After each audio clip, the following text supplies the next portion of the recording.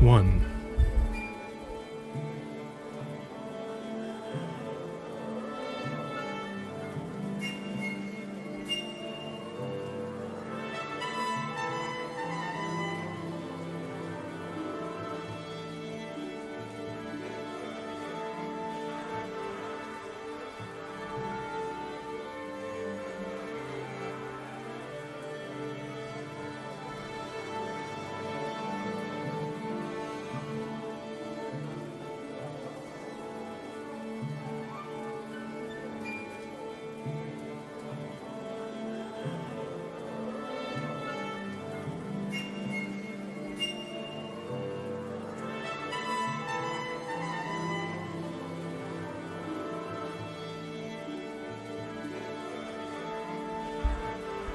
This represents at least 1,000 words I was not counting on.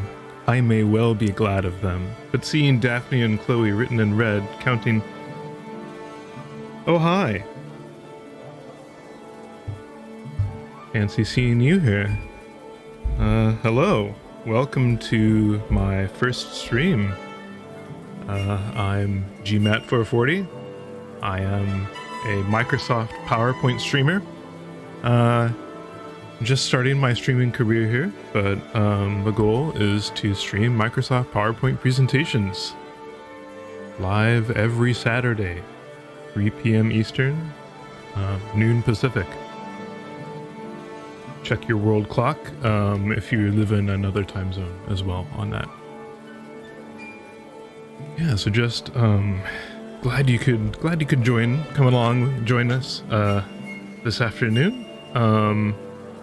I do have a bit to make sure we're up and running, make sure the sound levels are good, make sure the video levels are all good. Let's see here. Make sure the sound and the video levels.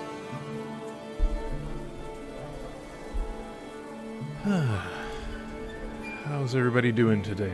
Make sure and make your feelings known in the chat.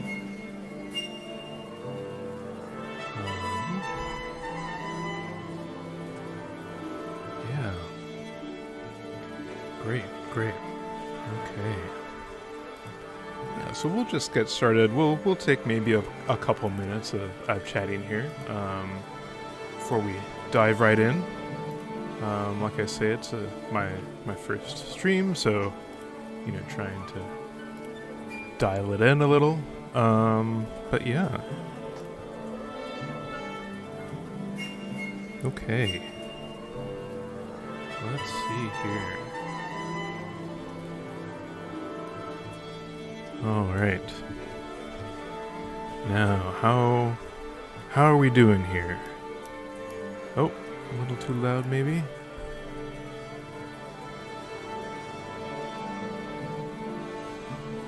I am listening. You wait for the compulsory show to begin. It takes time. You hear a voice. Perhaps it is a recitation. That is the show.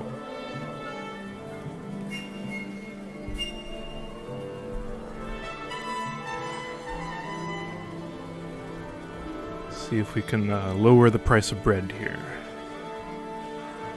Lower price of bread. Price of bread looking good.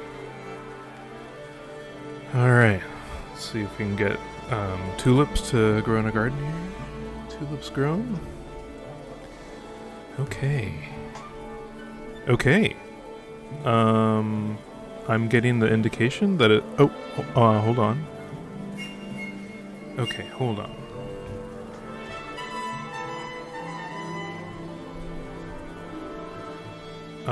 Okay. Great. That is fantastic.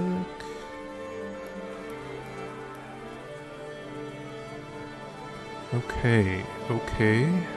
All right. Maybe... I'm just communicating with the sound booth here, making sure that we're all good to go.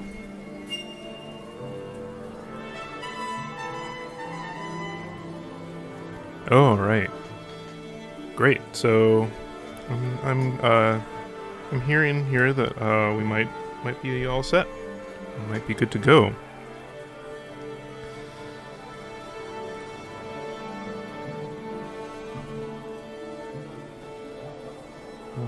Okay. Okay.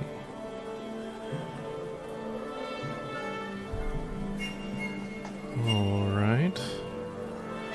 Okay. Let's go ahead and get started then. All right. So welcome to the stream here. Let's move things along here. Yeah, so like I said, happy you could take the time out of your day to join us. We'll be going through, maybe about, we got a few slides to get through, so we'll be expecting to go through a few hours here. But, feel free to drop off if life comes at you fast. Otherwise, let's go ahead and dive right in.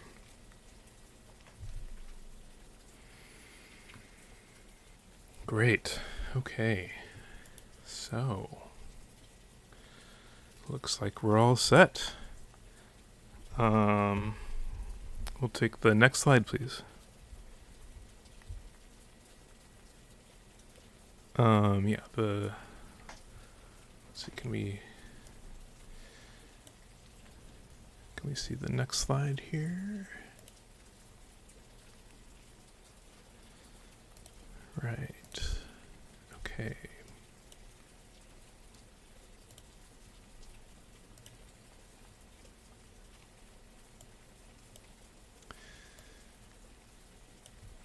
Right. It's always darkest before the first slide.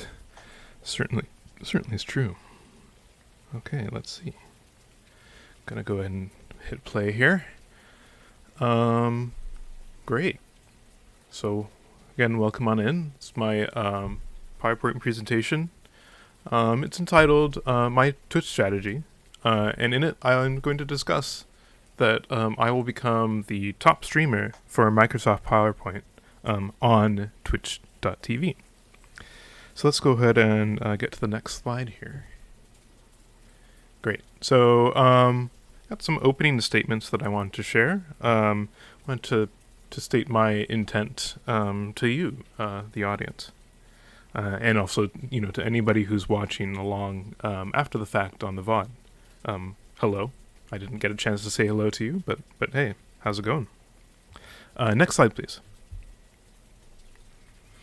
Yeah. So like any problem, we start with a problem statement.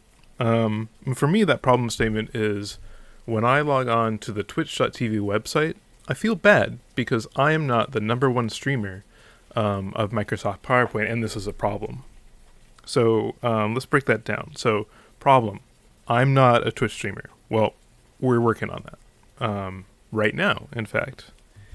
Problem, Microsoft PowerPoint is a viable business tool for presentations of pitch decks, and it is a problem that I'm not using my skills to become the #1 streamer of Microsoft PowerPoint on the twitch.tv website.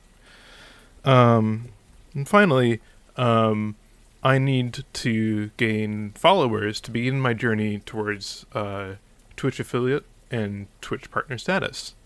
And one more thing. Problem, gmat440 is not yet synonymous with the phrase #1 Microsoft PowerPoint streamer on Twitch TV. We'll go next slide. Great. So let's start off with some I statements. I feel my years of experience using Microsoft PowerPoint to create and present presentations and pitch decks can be leveraged to provide an informative and delightful streaming experience. I feel the Twitch.tv content marketplace is ripe for disruption in the Microsoft PowerPoint content space. I'd like to maybe throw out this idea here that maybe just chatting, is this presentations and pitch decks 1.0? Is it ripe to add just chatting 2.0? to the platform. Also, something I noticed is that current Microsoft PowerPoint streamers employ very poor SEO tactics. There are Microsoft PowerPoint streamers on twitch.tv, but they're very difficult to find. They're very difficult to discover. And finally, I feel that the twitch.tv community of content consumers is ready for I. But who is I? I could tell you, but I'd rather show you. gmat440. So, introducing gmat440. Hi, I'm gmat440. I am new to twitch.tv, and I'm very excited to meet you. And not to belabor the point, but I'm going to become the top streamer for Microsoft PowerPoint on twitch.tv. Next slide, please. So everything starts with an action statement, right? And my action statement is as follows. I will become a twitch.tv streamer. I will become the #1 streamer of Microsoft PowerPoint on twitch.tv, and it will not even be close. Next slide, please. Okay, so let's turn that statement, that action statement, into a statement that can be turned into an action. And we want to ask the question here, what constitutes a solution? Next slide, please. So, aspects of a solution. Let's kind of go through piece by piece here. So first off, we've got assets. And by assets, we're really talking about creative and content, including an OBS asset library. And don't worry if you don't understand any of these terms yet, or phrases yet. We'll be going over them in this presentation. Next aspect that we want to talk about is tools, right? Streamline asset creation and delivery, sort of the goal of tools. And then for our final of I like to call them the 3 honeycombs. Our final honeycomb is social, right? And that's drive user engagement, close feedback loop, monetize. And so that's the 3 honeycombs.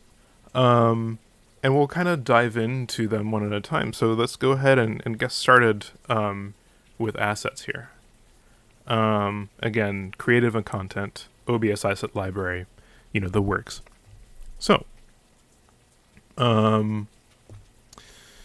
focus on aspect assets.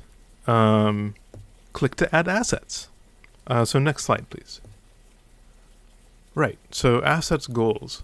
The goal here is twofold, right? Number 1, accumulate creative and content assets. So, we see here, got essentially it's a content warehouse, I like to think of it. Over here, the left corner. And that's where we're doing our accumulation of our assets, right? And then the second goal is to design the broadcast experience. And so this is, we have a warehouse of assets, but how are we using them to design our experience? So next slide, please. Right, so what are assets? It's probably useful to kind of build a working definition here.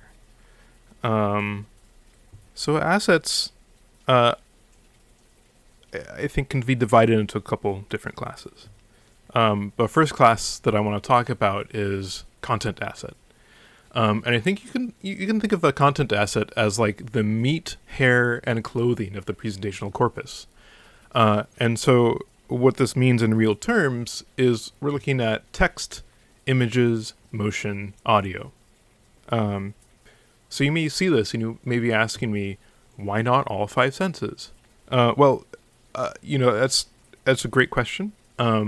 unfortunately here we're limited by the content delivery systems of Twitch.tv. So text, images, motion, audio. It's pretty much it for now, right? We'll see. But that's what we're at right now. And so in addition to that, or maybe as a subset of that, we're talking even slide backgrounds, right? Like even these are what we would consider to be content assets. And content assets maybe can come in a couple different flavors, right? First off, we've got static assets. And your static assets are going to be your fixed content. It's typically going to have an inert flavor, or it's going to feel safe, right? And by that I mean it's fixed. Once you select an asset and you add it to the presentation, that sucker's not changing, right? Like that, you're going to have that one asset in that fixed and final form. It's going to be it. I'd like to contrast that though with dynamic assets, right? And so here we're talking about things like content feeds, which have like an inherent nature of being volatile or danger-filled. And so the difference here, right, is that they are not fixed when you're inserting them into a presentation. Potentially, they could change after you've inserted them. You're not in control. Static assets fixed at a certain point of time, at the point of content authoring, and then at the point of your inserting that content into the presentation, that is frozen in time. Whereas dynamic assets, they may change over time. The content that you thought you were inserting may be replaced with other more dangerous content. So let's go into some examples here. Next slide. So some content examples in the static territory is going to include images such as these images, or blurbs of text from historical documents and legal documents. Or maybe we've got animation. Animation. I say animation in this case. Like you can see that that it's not actually animated, but I used this image to represent animation. So maybe just imagine that it is in motion. We also have sounds. Again, like you can actually hear some sound in the background, but beautiful rain. But this sound is not actually a sound. But it's a sound, right? We also have, shapes and fonts, right? Sort of the tools that Microsoft PowerPoint gives us, including Microsoft Word Art, right? This beautiful, flowing form that Microsoft gives to us. And we've got like your static picture versions of images, right? And instead of illustrations, they're really more picture images. I like to think of them. And then we've got, as our final example here, a data chart. The content of the chart maybe isn't important here. It's more to point out that you can have a chart, and that is a content asset. Okay, so that's some examples of static content assets. I think we've probably all seen these before. Hopefully it's not coming as a surprise or coming as news to anybody. So let's move on then to content assets. Dynamic, right? Some examples here, are going to include an RSS feed. So if you're not familiar with an RSS feed, it's essentially like a website. You can see, here we have like a, author of this website. But the key is that the content of the website is all dynamic. Like it could be anything, right? In this case, farms.com. By the way, this stream isn't being sponsored by farms.com. I have no affiliation with farms.com. So just throwing that one out there. But in this case, farms.com is allowed to, push whatever they want into this RSS feed. It could be a picture of a tractor, right? It could be, the latest price of like corn and beans. Well, if you don't want that content in your presentation, it's tough luck, right? You're the one who put that RSS feed inside of your presentation, and so if farms.com wants to put pictures of beans and corn in your presentation, it's up to them. They're allowed. Another example here is going to be web cameras. Now, this might be surprising to you, right? Because maybe you're thinking, okay, I own my web camera, right? I'm in front of it. I own myself. Like, that's not dangerous. But you have to think of, it's dynamic in the sense that it's not fixed at a point in time. Anything could happen on camera, right? Like, say you were robbed at gunpoint. Well, suddenly, you're sort of platforming whatever is happening in front of camera. So, it's really a situation of buyer be wary. Or, phone conversations, another great example of something that is just inherently filled with danger. You not necessarily want to avoid in your presentation, but maybe you just want to be careful, right? Great. So next slide. So content assets, content warning. So I just wanted to throw this one out there. This channel is for mature audiences only. And that's because some of the content that I'm presenting and that I'm going to present is suitable for mature audiences only. And that, as you see here, is included but not limited to mild language, mildly uncomfortable situations and themes, such as the tooth fairy isn't a real person, or such as like the fuck word. I'm not gonna, be making like heavy use of the fuck word, right? I'm not gonna be saying the fuck word all the time. But, if you're a child, please leave the channel. We're going to be covering some things that are really intended for mature audiences only. Again, nothing crazy. We're not going to be showing extreme violence or anything like that, right? It's just going to be, from time to time, I'll say the fuck word, or there'll be just some mildly uncomfortable situations and themes. So next slide, please. Okay, so what are assets? Got that out of the way, right? Content warning. What are assets? Well, we already covered our first asset class, but we need to cover our second asset class, which is meta assets. And I like to think of it, as, if the presentation is a body, then the meta assets constitute its open casket funeral, right? So, again, like going back to content assets, if we think of the presentation's content assets as like its hair, clothes, meat, and potatoes, right? This is more sort of the frame or the coffin or the the stand of flowers next to the body, or the makeup, right, that you're putting on, or I don't know, maybe the makeup is sort of gray territory, right? And not just because corpses are gray. But, it's sort of like in the middle there. Is it a meta asset? Is it a content asset? I'm not sure. But that being said, so this can include like backgrounds, frames, overlays, and these might be text, they might be images, they might be motion audio, and this is going to be both static and dynamic, right? And we're also talking about, where are these? Well, these are in an OBS asset library.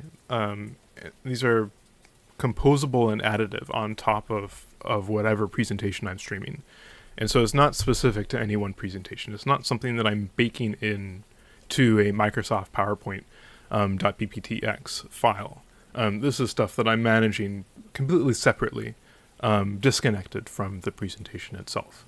And it's sort of additive and composable on top of the presentation. It's like an overlay, right?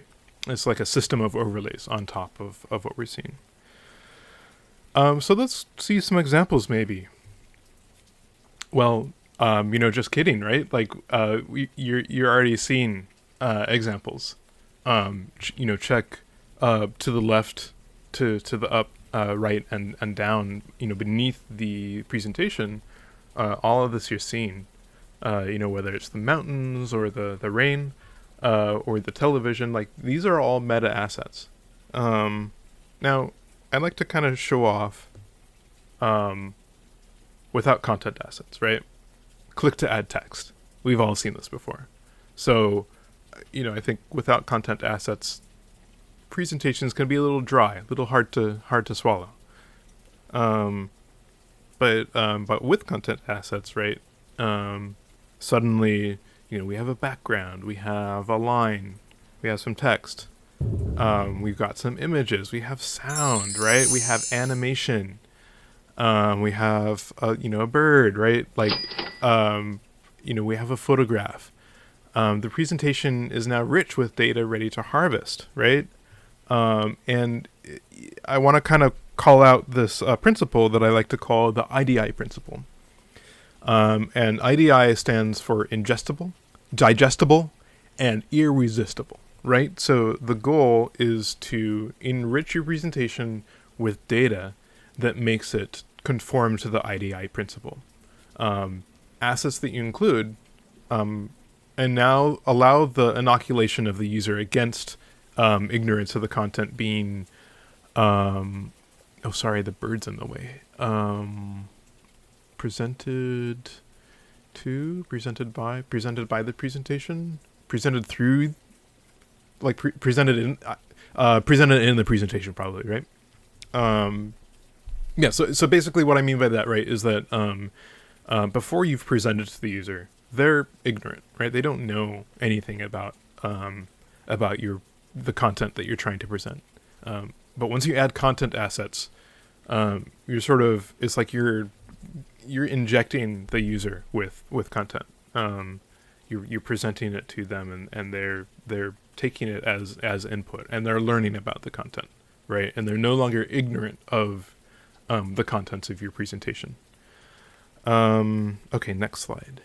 Oh yeah, and here's another asset, that coffin we were talking about earlier. Okay, so great.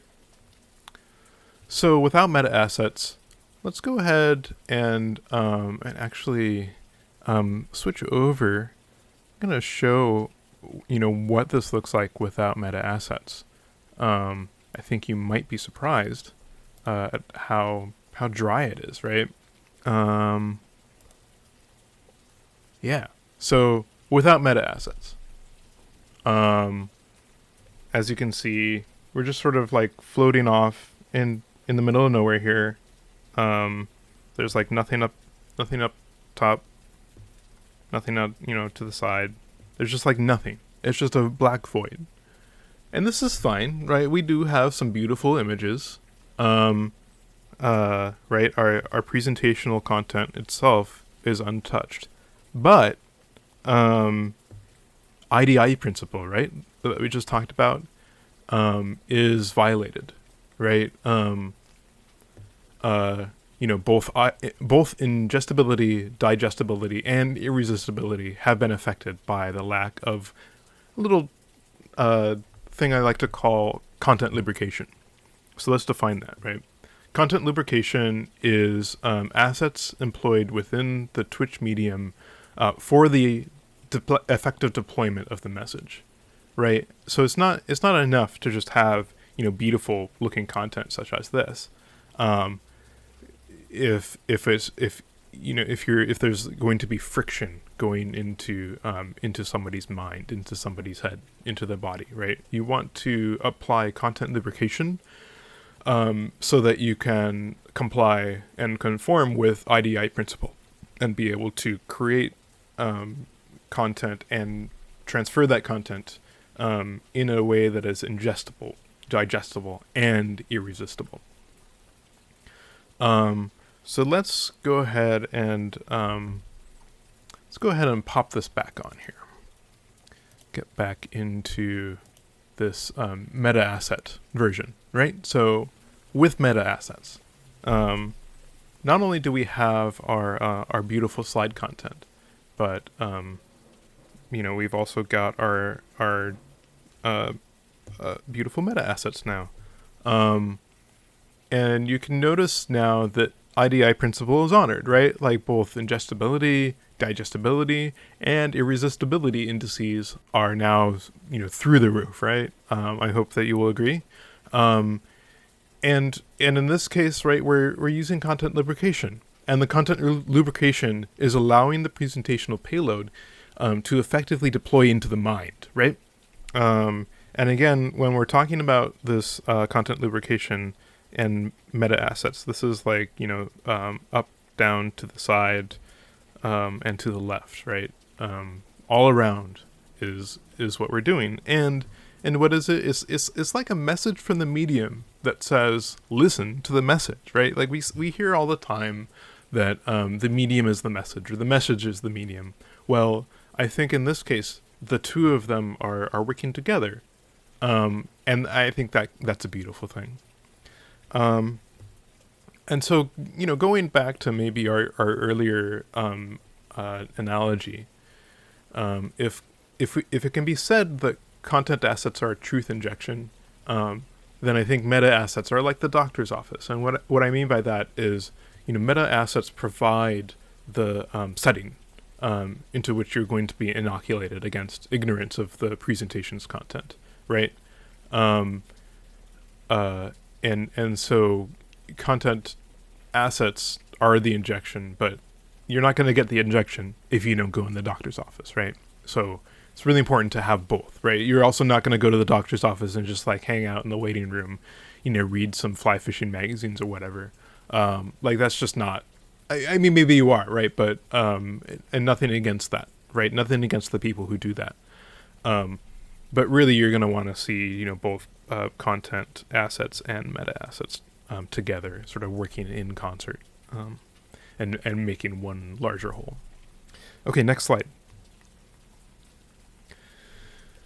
Yeah, so let's go ahead and continue on, talk a little bit about what I like to call asset libraries. So these are repositories for content, and they're repositories for meta, right? Assets that are both content assets and meta assets may exist in asset libraries. And you're going to check those out. And there's going to be a card-based access security focus. Not like, actual literal card, I want to point out here, but, access security, right? Like there's going to, you're not going to be able to get into the library if you're not allowed. And the goal here really is going to be drag and drop, plug and play, right? Low friction, just be able to take it and go, right? Now, I do want to say that gmat440, right? I'm not a librarian. I'm a presenter, right? That's really who I am at heart. Librarian is really a hobby, whereas presenter is a calling. That's where I like to personally draw the line. I'm not saying this in general. I'm just saying this for myself. And so, this is really going to be a hobby thing. And I think I can still, put together a great library, but it's really, like I say, going to be a hot, it's presenting is really where the sweet spot is for me personally. So asset library nice to haves. So here we're talking about what I like out of an asset library. And so number one for me really is going to be metadata, right? Metadata is sort of like above and beyond your just, normal data. It's on top of whatever you get in your normal data. And by metadata, we're really talking about like categories or colors or alternative text. And these are going to be searchable for a high discoverability, right? So, let's say we're looking at this background image with the green. If I search for green in my content library, the great thing that I've done in setting this up is that I can search for green, and this image is going to be one of those images that pops up. It's fantastic. Or just close your eyes and pick one, right? Nobody's saying that you're required to go through and like filter through your entire library. You can just close your eyes and pick at random. That's fun too. It can be inspiring to do so. Also going to want to see data insights, right, in your asset library. Again, it's a nice to have. You don't need it, but it would be great to be able to see such things as number of library assets, right? How many assets do I have in my library? Or like the size of collection, physical. Physical, like I put this in for a number of reasons. One of them is like you have to think. A lot of times we think of like digital storage or the cloud as being, completely virtual, right, or completely digital, or like digital prime, whatever phrases you want to use for this. But let's all remember that these are actually ones and zeros that are in a physical location, taking up space, right? So I think it can be really useful and insightful to know, okay, how much space is my data taking up? And then finally, we're going to want to know, right, age. What's the age? And not just like age of how old the content is, right? Is this from the Mesopotamian era, right? Is it from like the breadbasket of civilization, or is it something that someone recorded yesterday, right? But also like that, but also when did I add it to the library, right? Is this a recent addition or not? Is this a recent addition to my warehouse? Okay, so next slide, please. Great. So asset library benefits. So let's kind of dive into this. Like, what's the purpose? What benefits do we get out of asset library? Number one place for all of assets, right? We're not having to manage multiple data sites. We're not, we don't have like one location over here, another location over there. 5 different folders, 5 different hard drives, 5 different clouds. It's all in one connected library, and connectable as well. It's going to allow desynchronization for us between our asset mining and asset usage. And by this, let me just clarify, asset mining is going to be searching for assets, finding assets to use. And the asset usage side of it is going to be with the assets that we've already mined, putting those to use. And if you think about it, we're really talking about 2 pipelines here, right? We're talking about a pipeline into the asset library and a pipeline out. And another benefit is that it's just better that way, right? It just is, right? It just is. I don't know what else to say, right? I don't know what you want me to say. So, great. So asset library implementation. Let's talk a little bit about this. On the content asset side, right? You're going to want to see a file system. And a file system is, I like to think of it as a time-tested, weathered solution for organizing a whole series of assets, right? However you want to organize it, this is the way that people have been doing it, even before computers, right? When file cabinets existed, and you would file your assets away in a file system. Well, there's a reason, right? And so that's what we want to use here. A cloud, right? We want to implement this with a cloud. And a cloud means write once, access anywhere. It means content authoring on the go. And you think about it, file system and cloud, these 2 things aren't separate, right? You can have a file system in the cloud. You can put your file system in the cloud. Your cloud can be your files, right? It's all one thing. So the idea is that our asset library exists in the cloud, and it's a file system. And finally, to get back to that kind of identity card, right, that we mentioned earlier, you have to sign in to access, right? Super important. Don't just want anybody to be able to add assets into the library. Again, like thinking of static and dynamic assets, it sort of turns all your assets into dynamic assets if you really think about it. Unless you're able to actually, lock down who is able to enter items into your library. And also, if people are taking things out of that library, we'll kind of touch on the rights issue later. But there's potentially some issues with rights that may be, I have purchased the rights, or I have obtained the rights to use these assets, but maybe my license doesn't cover multiple seats, for example. Okay, so let's continue on to the next slide, please. Great, so asset library implementation for meta assets.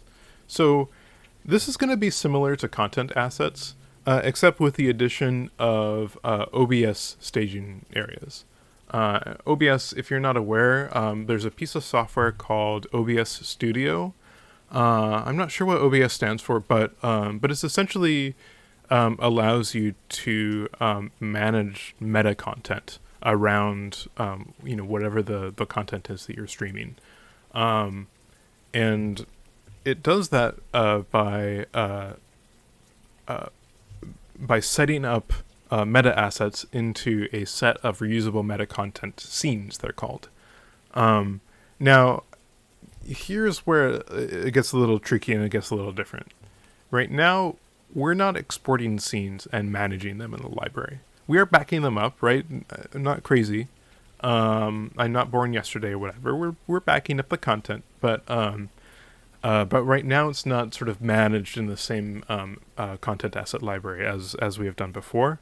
Exploring this as an option, though, I think it's definitely very attractive, and it's something that I'm looking into exactly how would I want to do that and make sure that I can have the same experience that I have with my content assets, along with the meta assets as well. And there's really a key point why I'm looking into this, which is that it would allow OBS Studio content authoring on the go, and it would allow global access to the OBS meta assets, as well as the rest of my content assets. Great. Okay, so let's go ahead and wrap up here. So after all of that, what we discussed is that the creative and asset accumulation has been realized, right? We have our data warehouses. We have our content, our meta content set up, right? Our meta assets. And then the second one being, of course, that we've designed our broadcast experience using asset usage, right? So check. Great. So that's assets. And by the way, I forgot to mention, again, this is a live stream, so do feel free to jump in the chat. K-Papa, I don't want to become famous. No, thank you. Yeah, sorry. I mean, how famous are we talking, right? But no, we don't allow fame in my channel. I'm so sorry. Okay, great. So so let's continue here. Aspects of a solution is the title of my next slide. And here we're moving on from assets. We're talking about tools, right? Great stuff here. To remind everybody, streamline asset creation delivery. Oh, I'm sorry, I forgot. I think I got a little sidetracked by becoming famous, but I am I am live here, so feel free to drop any questions that you might have into the stream. Happy to answer. Happy to clarify. Let me know if I'm going too quick. All that good stuff, right? So just let me know. Okay, so with that. Let's dig into tools, right? So focus on aspect tools. How can we be highly functioning with our functional set of tools? So next slide, please. So tools goals. So first off, our goal is going to be to streamline asset creation and management, right? That we kind of alluded to it before, talking about pipelines before. But this is going to be really to like focus in on these pipelines. What are they? Do I want it? Do I need it? What can it do for me, etc. And we're also talking about here as the other goal, seamless asset delivery enablement. And again, don't be worried if the jargon is getting to you. We're gonna cover all this in the upcoming slides. So next slide, please. So why tools, right? Well, we have our raw data and our raw content. Raw like sushi, if I can say such a thing. And previously in the physical world, right? Curation and collation were previously manual tasks um, in physical prime, and I think moving on to digital really gives us a chance to rethink. How were we doing curation and collation in the physical world? Like I think I mentioned, for example, file cabinets before, right?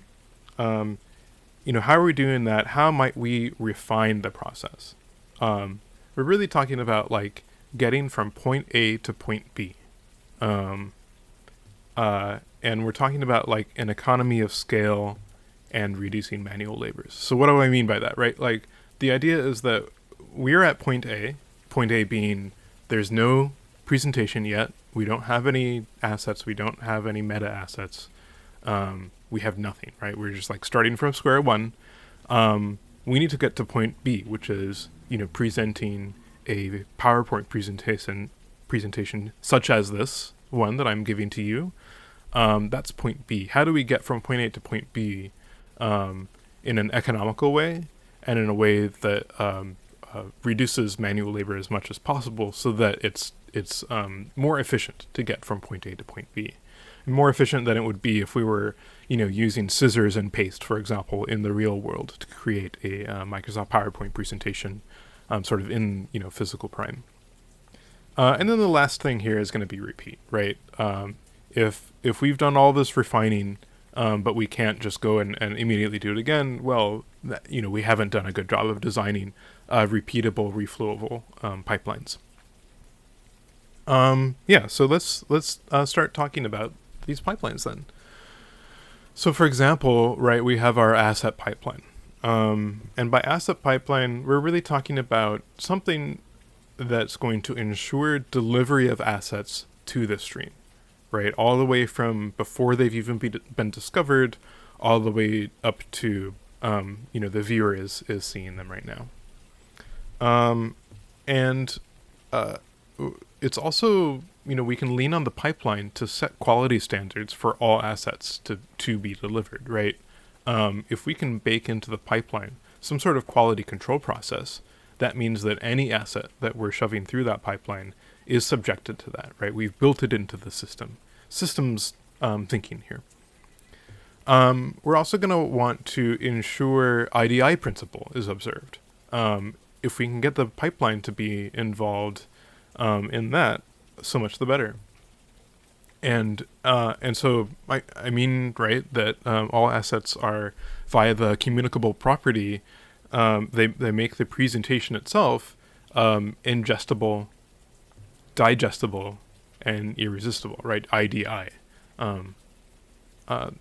The idea is like, because of the communicable property, if all assets are IDI compliant, the presentation then must therefore be IDI compliant as well. Little 3 dots there, right? Therefore. Okay, so next slide, please. Great. So let's talk a little bit about our OBS stream management piece of our pipeline. So the goal here is really to ensure consistency, asset alignment, and brand communication across streams, right? Like, so it doesn't matter if it's one PowerPoint presentation, one stream, another in, next week's stream. It doesn't even matter if we're doing, 5 PowerPoint presentations all in one stream. OBS stream management allows us to ensure that consistency, alignment, and brand communication, regardless of when we're streaming, because we're controlling it at the OBS stream level. It also means that we can independently upgrade pieces here to the content delivery infrastructure, right? It's that plug and play sort of snap in, snap out thing that we were talking about earlier, where we don't have to completely retool our presentation or our asset library. If we have OBS stream management, then it allows us to update these pieces separately. Okay, so moving forward here, let's talk about inputs. So asset pipeline inputs includes, as we see here, Microsoft PowerPoint content creation tools. And so that can include word art, right? As we see off to the side here, Microsoft Word Art. It can include smart art, right? This is, I think smart art has been around for a little while now, but it's one of the more recent additions. And that's, we see down here, for example. And also, Microsoft clip art, right? And so that's going to be, for example, here. And finally, you've been seeing them all along, right? But transitions and animations included within the content creation tools. And we're also talking about just colors, shapes, and just plain text, right? Like all of the colors you see, whether it's this blue, all the shapes you see, whether it's this, series of triangles, or plain text such as this text, right? Like all of this was created using Microsoft PowerPoint content creation tools. But that's not all. We've also got a set of external content creation tools, such as the Adobe Content Creation Suite, right? And that's going to include things such as Adobe Photoshop, right? For photos, Adobe Illustrator for, you guessed it, right? Illustrations, and Adobe Premiere for, this one's, if you didn't know, is for movies. And then, last one here is going to be, or not the last one, I'm sorry, there's more to come. But we're also talking about good old-fashioned bricks and mortar, right? Give a shout out in the chat if you remember bricks and mortar. Bricks and mortar, talking really about notebooks, pens, papers, face-to-face conversations and sessions. Really putting things together with the honesty of your own two hands, and really putting pen to paper and session and bricks and mortar, right? Okay, so next slide. There's some more here. So we're also talking about external content repositories, things that we pull in from outside of these tools, or things that we don't create ourselves. And here, I think for the gmat440 channel, we really want to be pretty careful here to put out a pretty narrow net for what kind of content this is, right? So I think the focus is going to be on public domain, no rights reserved content, right? That content which is free to use without attribution, free to use in a commercial setting, free to modify, and we're talking about licenses such as Creative Commons CC0, it is called, which is a license that permits commercial redistribution and derivatives without attribution. And so we're talking about things like stock assets, right? And yeah, so to dig in a little bit here, right? It's not just Creative Commons. We're also talking about items of content which has sort of fallen by the wayside, right? They've fallen out of copyrights. It's like if you've died, for example, or if something's really old, right? If you're really old, then I think things can fall into copyright. And so, for example, Bach is a great example of that. Like, whether it's because the Brandenburg concertos, were written in the 1800s or 1700s or whenever, or because Bach, is from the, is not from our century. These, Bach's the Brandenburg concertos are in the public domain, so I can use them in this presentation without worry. Right, I can sort of print them as I've done here. But also something really important to know is that there is actually a difference. When it comes to music, there's actually two copyrights going on here that might be involved. One of them is like this written copyright, right? This D F sharp E D E C sharp A, right? Like the written notes inside of Bach's the Brandenburg concertos.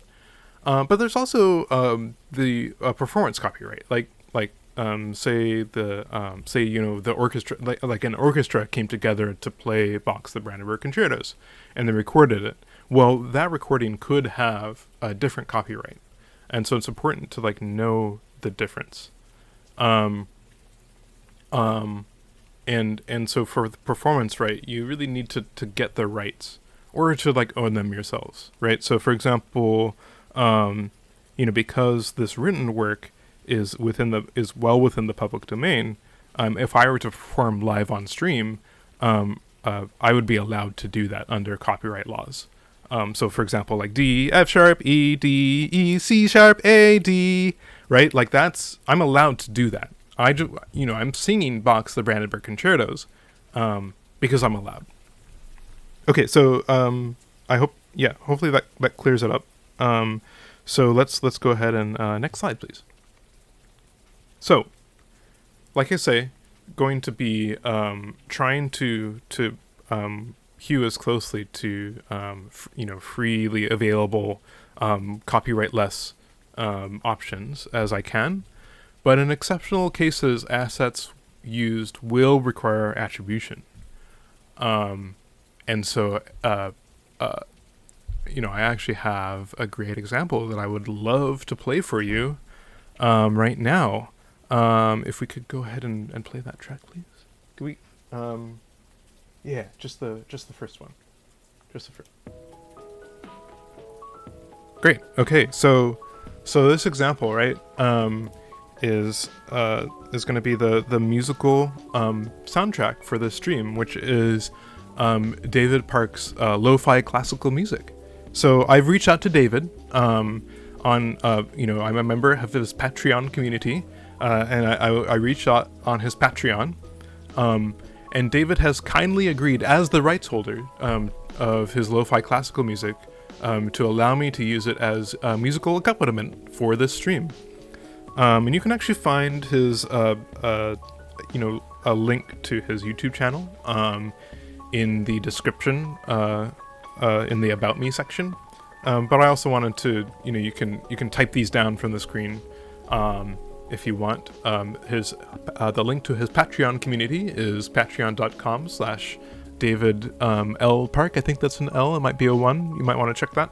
And then the second one is youtube.com/C/David Park Music.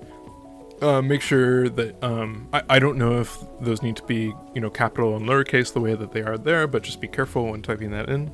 And like I say, that link is in the About Me section, so you can also view it there. And these links are available in the channel description. I just wanted to again say thank you to David Park for kindly allowing us to use this in the stream. And by the way, feel free to give a shout in the chat if volume levels are okay, or if something needs to go up or down. Happy to move things around. I'm definitely able to do things such as that. Okay, so continuing on. So, asset pipeline outputs. We talked about inputs. Let's talk about outputs. And so I'd like to frame it with this phrase, data to repository, right? Data to repository is our inputs are the data, our repository is the output. What's repository? Well, our repository is the cloud content library. And the goal here, the whole reason that it exists is that we want to be able to publish any input that we have into the library, with the caveat, like I said, of perhaps some of the meta OBS studio assets. And why cloud? Because we want to be able to input anywhere, and we want to be able to output anywhere, right? Like whatever is going in through the pipeline, we need to be able to take out here. And so OBS managed scenes, like I say, we're working on a library integration workflow right now. Kind of a sticky topic. But until then, there is a manual, non-distributed solution in place. It's not ideal, but we're working on it, right? Okay, next slide, please. Yeah, so outputs, right? Another sort of output framing here is to think of our repository to public offering, right? In the previous slide, we talked about how content inputs make their way into the library. Well, this is how they make their way, from the library to the stream that you're watching right now, right? Like this image, and even this image, all exist in my content repository, in my content library, in my asset library. And they've made their way through various pipelines to get to this presentation right now. Which again, Microsoft PowerPoint .pptx format. There's also additional outputs here though, right? It's exportable to PDF, JPG, or TXT, or etc. And like I mentioned, right, Twitch TV streams. If you think about it, right, we're really ingesting the output as input, right? The output meaning like this PPTX format was the output in this one pipeline, but then the next pipeline, it's actually the input, right? Output to input. You can also think of it, after a stream has completed, well, VOD management in library, right? Like we're able to manage VODs in the library, and these VODs, videos on demand, in other words, are video that is completed. And it's like yet another example of output being turned into input. And we're also talking about back synchronization to content streaming platforms, right? And so this is like youtube.com, right? Like we have our VOD, we export that VOD from Twitch, and we upload it into a YouTube archive channel to show like stream archives, in case anybody wants to view it, and in case the twitch.tv VOD window for viewing that lapsed content is no longer valid. So you can kind of think of it, right, as like links in a chain. So for example, right, we have like, maybe you're thinking of like an asset. That asset gets into the library. That asset gets out of the library into your PowerPoint presentation, which gets streamed on Twitch, which gets made into a VOD, which gets made into a YouTube. And there's like little chains that can be dangling off, right? Like somebody makes a clip of my stream, or somebody downloads my stream off of YouTube. By the way, I don't know if that's legal, so please be careful about doing that. But and all of these chains kind of can go back and forth. It's sort of like this endless loop, or this whole thing, right? Like we can think of, for example, any point here, like let's say the video on demand. Why don't we take that video on demand output and import it back into our asset library as an input, right? Why not? It sounds cool to me. It's like a never-ending, in to out forever. Pretty cool stuff. Okay, next slide. So we talked about ins, we talked about outs. But I think there's a missing middle I want to identify here. So, inputs, outputs, but that chain that I was drawing before, that loop, what is that? How does it happen? How does an input become an output? Okay, so let's take a look, right? So input, we're really talking here about thinking and intuiting. You can kind of think about it. And then this sort of mystery middle, or missing middle, and then our feeling and sensing output. So how does this happen? What is processing? What's this part? What's this part?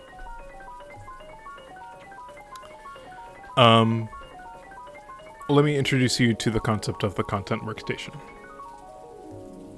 So the content workstation is preloaded with content authoring tools. And that's going to mean, the content authoring tools that I mentioned before, right?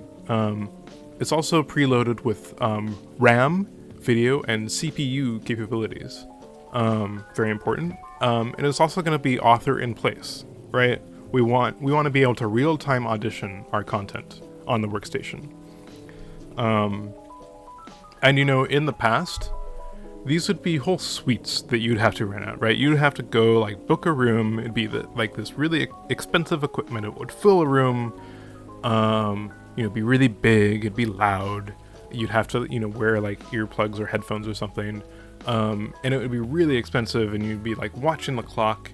You couldn't take like food or drink in, especially if you like got, in trouble for spilling something.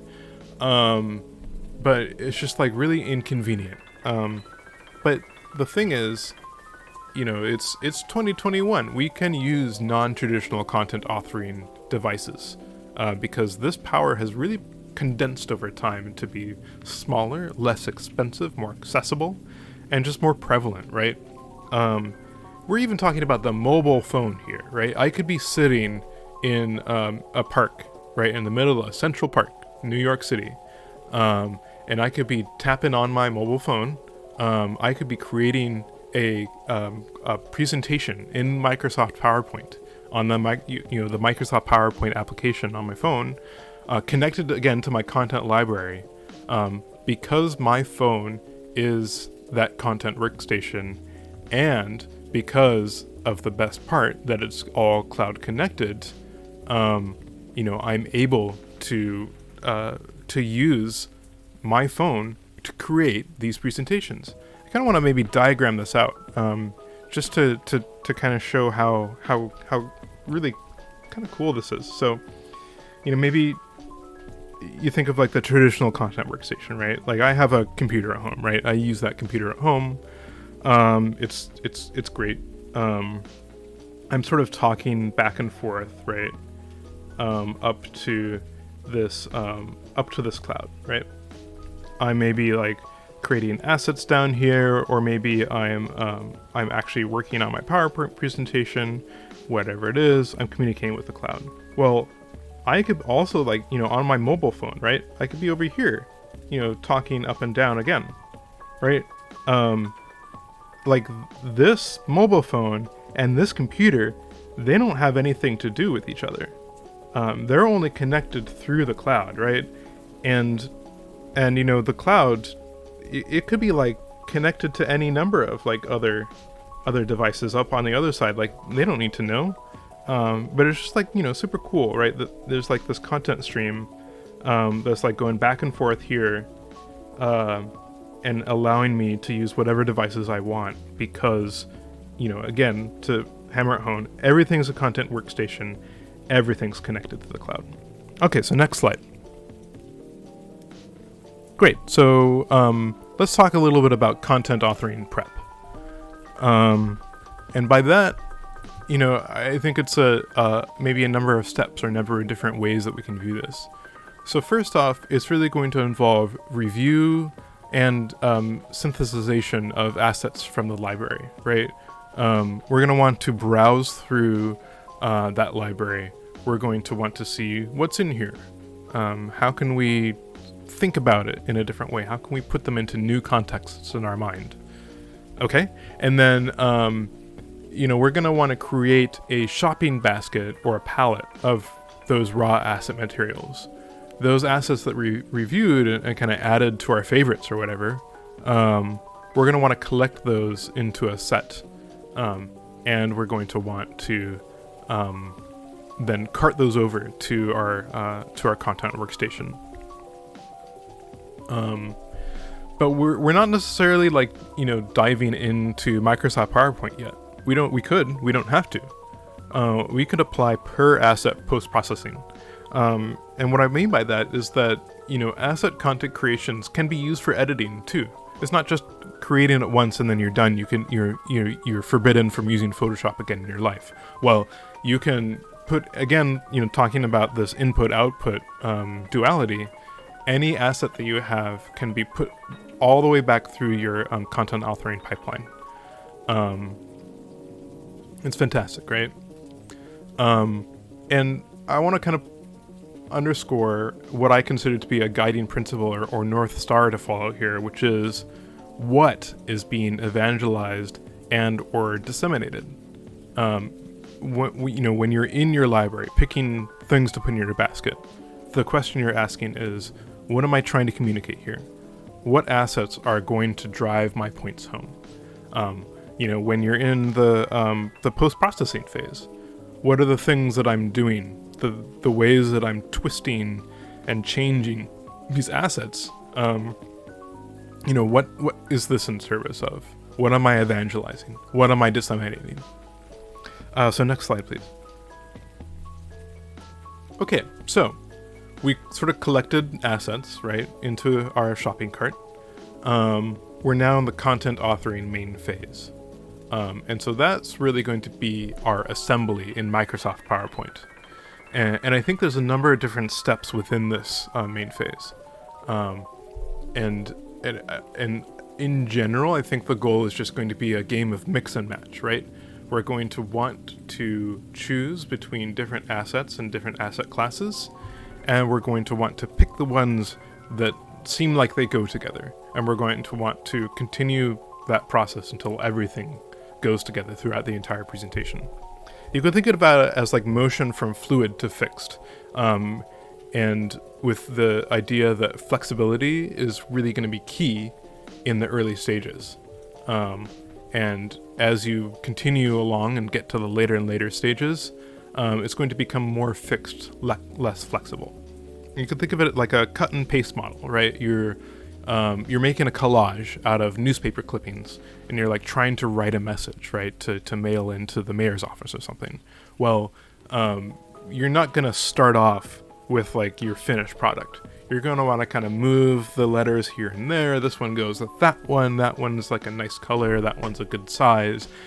And over time, you're going to get closer and closer to your final goal, right? And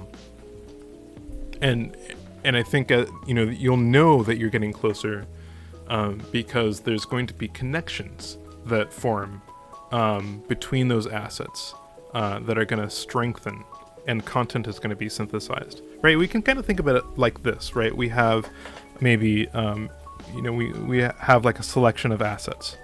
They're just like randomly chosen, perhaps in the content from your content library. But maybe you'll see like, oh, okay, you know what? This asset kind of goes with this asset. This asset kind of goes with that asset. And that asset kind of goes with that asset. This one goes with that one. That one goes with that one. That one goes with that one. That one goes with that one, right? You're like building these connections between these content assets until you end up with like a really strong content network almost, right? It's just like this interconnected web of content that you've created. And that web itself is actually itself a form of content that you've synthesized, right? It's a new expression of content. And the thing that you're going to get out of that at the very end, right, the output of this, is going to be a content-rich presentation, right? That's what we're talking about now. This is what I'm giving to you now. All of this that I'm describing is something that I've done. So next slide, please. Let's clean that up. So yeah, content authoring, the second pass. So these aren't necessary, right? These are just like all upgrades on our process so far. But we're going to want to add some nice to haves. And that's going to be additional sounds, animations, and content formatting. That's going to be improvements to IDI, which again, ingestible, digestible, irresistible, right?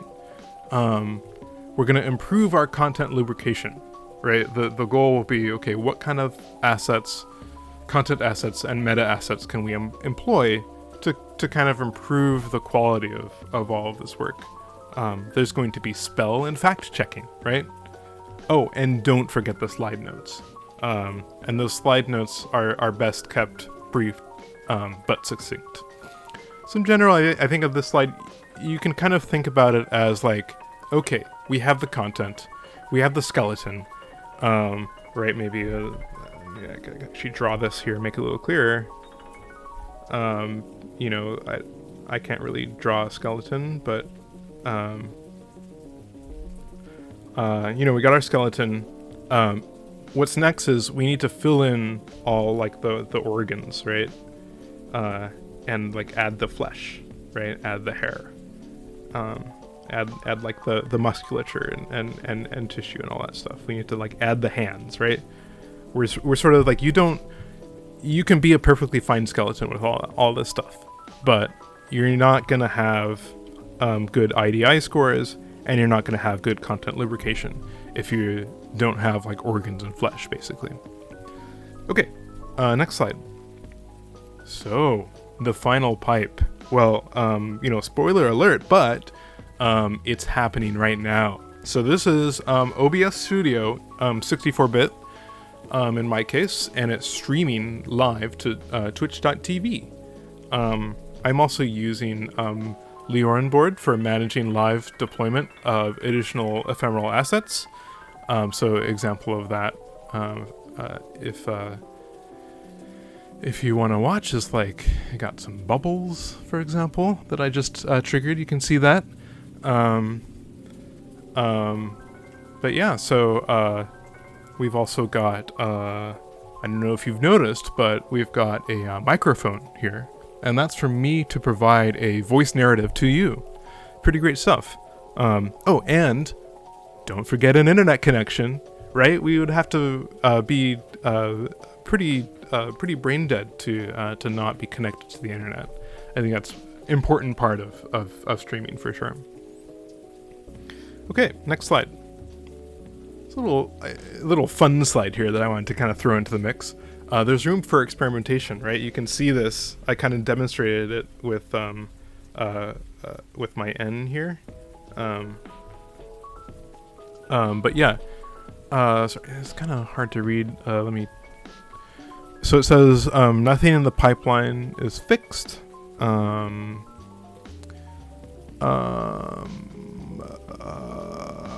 Elements in the input-output chain are hot swappable. Theory of continuous improvement. Feedback from chat is important. Oh, an ergonomic study. How to increase APM, actions per minute. How to reduce travel time, arm, hand, etc. Yeah, so I kind of wanted to go over this a little bit, right? So, I think what's really interesting is that the way that I'm using these tools, there's just like a lot of room for experimentation. There's no one fixed set way to do things. And I really want to focus on trying to experiment, trying to see like, okay, how could I do something? How could I improve my APM score? And what I mean by that, let me kind of demonstrate this. So for example, let's say, on my screen setup, I have some sort of like action down here, right, on the screen that I need to interact with. Move my arm, click the mouse, and just like click something here, right? And then let's say the next action that I need to do maybe is like move to the next slide or, whatever it is. I need to like drag my cursor all the way up to like the, the end of the screen. And say then like next, I'm not done. I need to like come back down here and maybe I need to, hit up this other item down here, right? And so it's like, okay, I don't think this is a particularly great setup, right? Because if you notice, I'm sort of moving 1, 2, 3.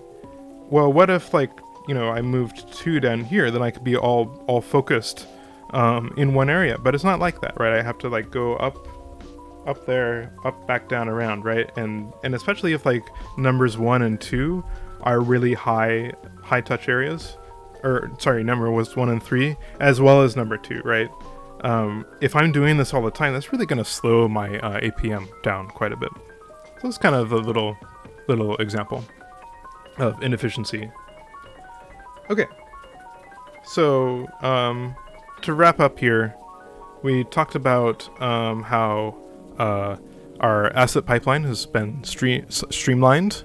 Our stream has been streamlined, if you want to say, and it sort of has a set and forget nature to it.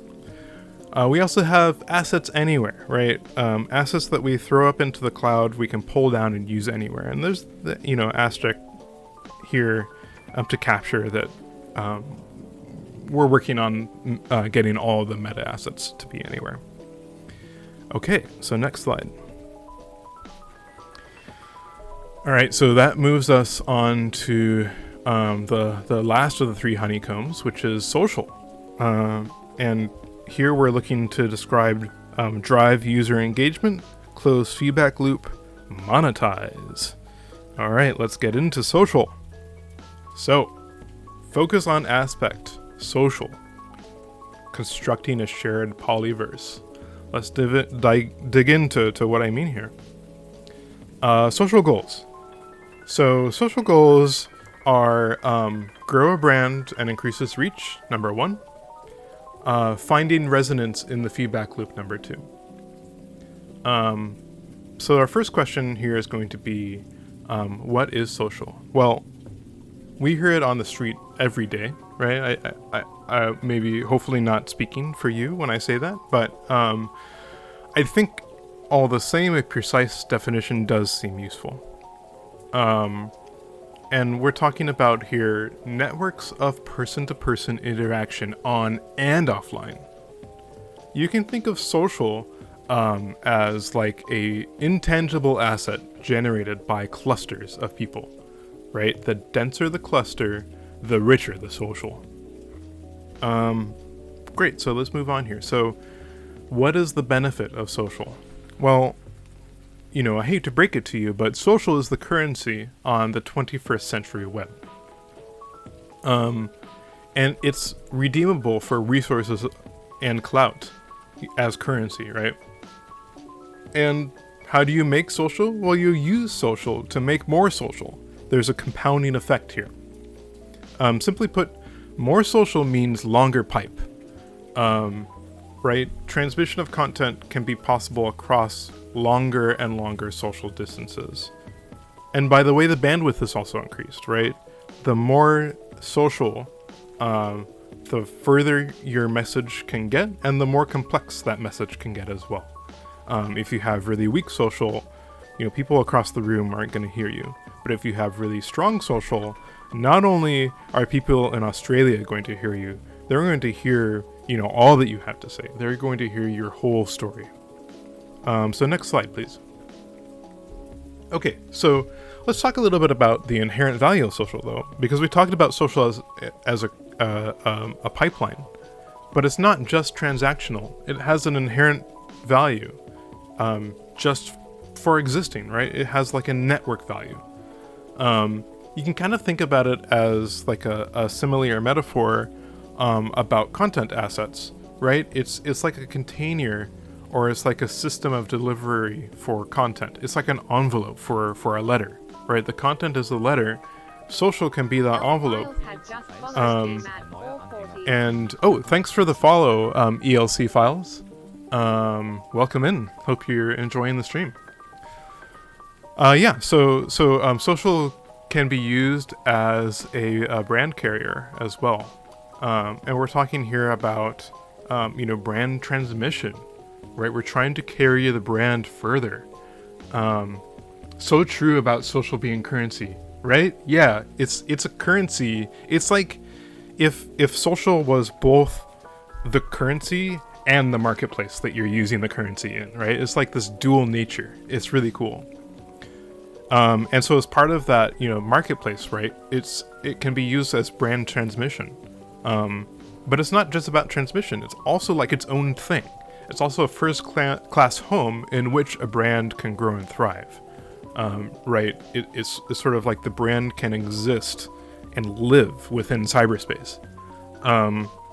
And I know this can be kind of hard to get a handle on, but look to twitter.com, facebook.com, and yes, twitch.tv, right? Like, it's not just the content, like this PowerPoint presentation that I'm sharing right now. It's not just, like a game that somebody's playing, or like, if it's like just chatting and they're doing a cooking stream. It's not just the food that they're cooking. It's actually like the social community that exists, and the chatting that's happening, and like the bit donations and subscriptions, and all of this itself creates its own social entity that's very powerful and contains within it much meaning, that many are finding meaning in social. Okay, so moving on here. It seems important to figure out social, like, everything seems great, right? How do we grow it? How do we get our hands on more of this social? Well, social really needs your tending to thrive. And in tending and in figuring out how to get it to tend itself, we're really looking at trying to set up feedback loops. We can think of a couple of different loops here, right? We can think of loose loops. And loose loops are going to give you fewer touch points, right? And maybe it's fine. Like, you don't need to always be looking to create the tightest loops. But loose loops are just, going to kind of like vaguely capture something. But we go and try and create tighter loops with higher social density. Well, all of a sudden, we tighten up that loop and everything is like feeding back in on itself, right? And so even though the loop itself may be tight, its reach is quite far. And we're really talking about like a chain reaction here, right? Like, if the loop is wide and we're trying to like circulate around that loop, well, at any point in this process, you could enter a discontinuity where that loop is interrupted. When the loop is tight and when it's dense and there's a lot of participants in the loop, there's always going to be a chance for someone to kick off a new chain reaction. The goal here is really to keep the Bunsen's burning. Okay, next slide. So growing brand, right? I want to kind of talk about brand from a data perspective. So you think about data transfer, right? When data transfer takes place in social, brand transference may be lossy. Oh, good graphic, thanks. Yeah, thanks. This is, I actually use Bing.com to find content that's licensed with a Creative Commons CC0 license, and is in the public domain, or is otherwise in the public domain. Obviously, you have to make sure that it is. Sometimes the filters aren't quite right, but yeah, it's actually a great little tool that I use. And this image was found on Bing.com. By the way, not sponsored by Bing.com. Would love to be at Bing.com if you're listening. But anyway, so yeah, back to the point here. So the idea is that data transfer, you can transfer data like we were talking about through social, but especially like a complex brand, that transference can be lossy. It's kind of like a game of telephone, right? You have to be really cognizant of what you're putting into the pipeline and what pipeline it is that you're putting into. And I'd like to bring up this principle called the garbage in, garbage out GIGO principle. And the idea is that we're looking to reduce GIGO to help limit brand drift and brand data loss. And conforming to brand standards at the source means that you increase long-distance brand fidelity. So what do I mean by that, right? Like, I mean, at the very source, sort of on the left side of your equation here, you have to be hyper aware of the quality and on-messageness of your brand, right? Because anything that you're shoving in this lengthy pipeline through this social territory, it's like the game of telephone, right? Who knows what kind of loss could happen along this pipe, whether there's information about your brand that gets lost, whatever. And it's possible that the pipeline and the reach that you've built isn't strong enough to carry a fully fledged brand all that far.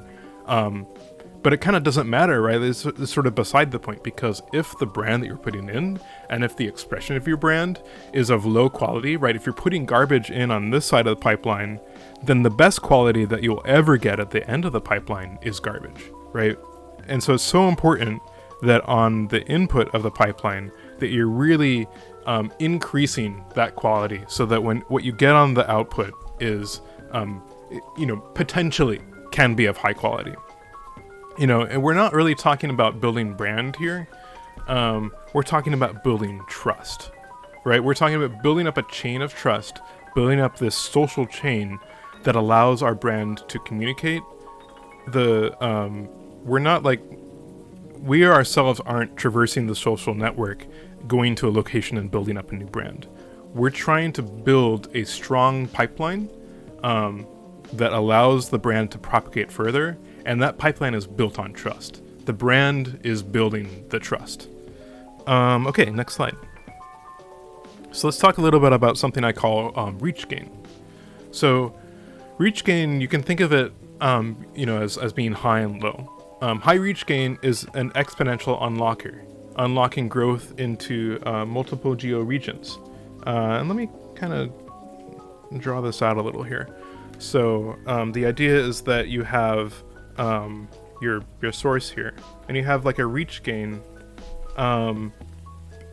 If you have high reach gain, let's say this is like the United States, and this is like APAC. Over in APAC, if your brand has like maintained its fidelity, right? If it's you haven't lost data here, all of a sudden brand propagation can occur like within APAC, right? All because we put in a high quality brand and we invested in our chain of social, right? And the goal is to propagate into multiple geo regions, as I state here, right? It's an exponential unlocker. And we're also talking about not like physical prime, important, but also,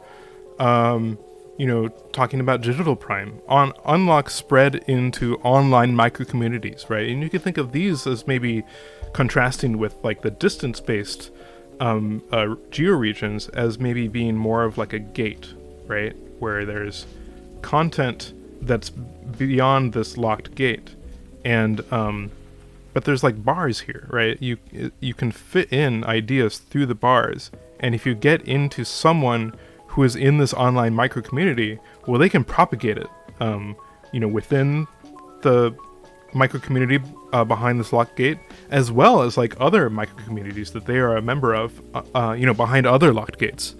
So it's really powerful. It also means, reach gain also means unlocking partnership opportunities, right? Using partners' power to amplify our own message. And all of these unlocks ultimately, I sort of drew these as unidirectional arrows, but that's actually false, right? They're actually bidirectional arrows.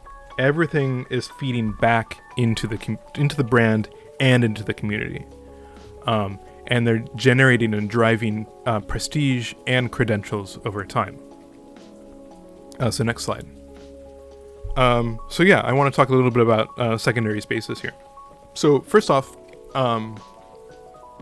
primary space interaction on twitch.tv, what I'm doing right now, what y'all are doing by interacting in the chat, that's the most valuable thing. But it's not to say that secondary spaces aren't important as well. And by secondary spaces, what am I talking about? I'm talking about Twitter, Instagram, YouTube, Discord, Reddit, Substack, and of course LinkedIn.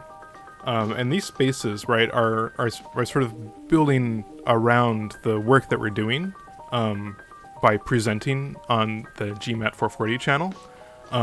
But they're sort of building up a whole content and social ecosystem around that, and increasing reach, increasing brand compatibility, increasing all of these metrics by offering up new and unique shapes of like all of these spaces, and sort of offering additional interfaces into the world, whether that be physical or digital prime. And we're also talking about verification here, right? Like verification, the concept of verification, it immediately upgrades the power of all of these, right? And it upgrades it in two ways.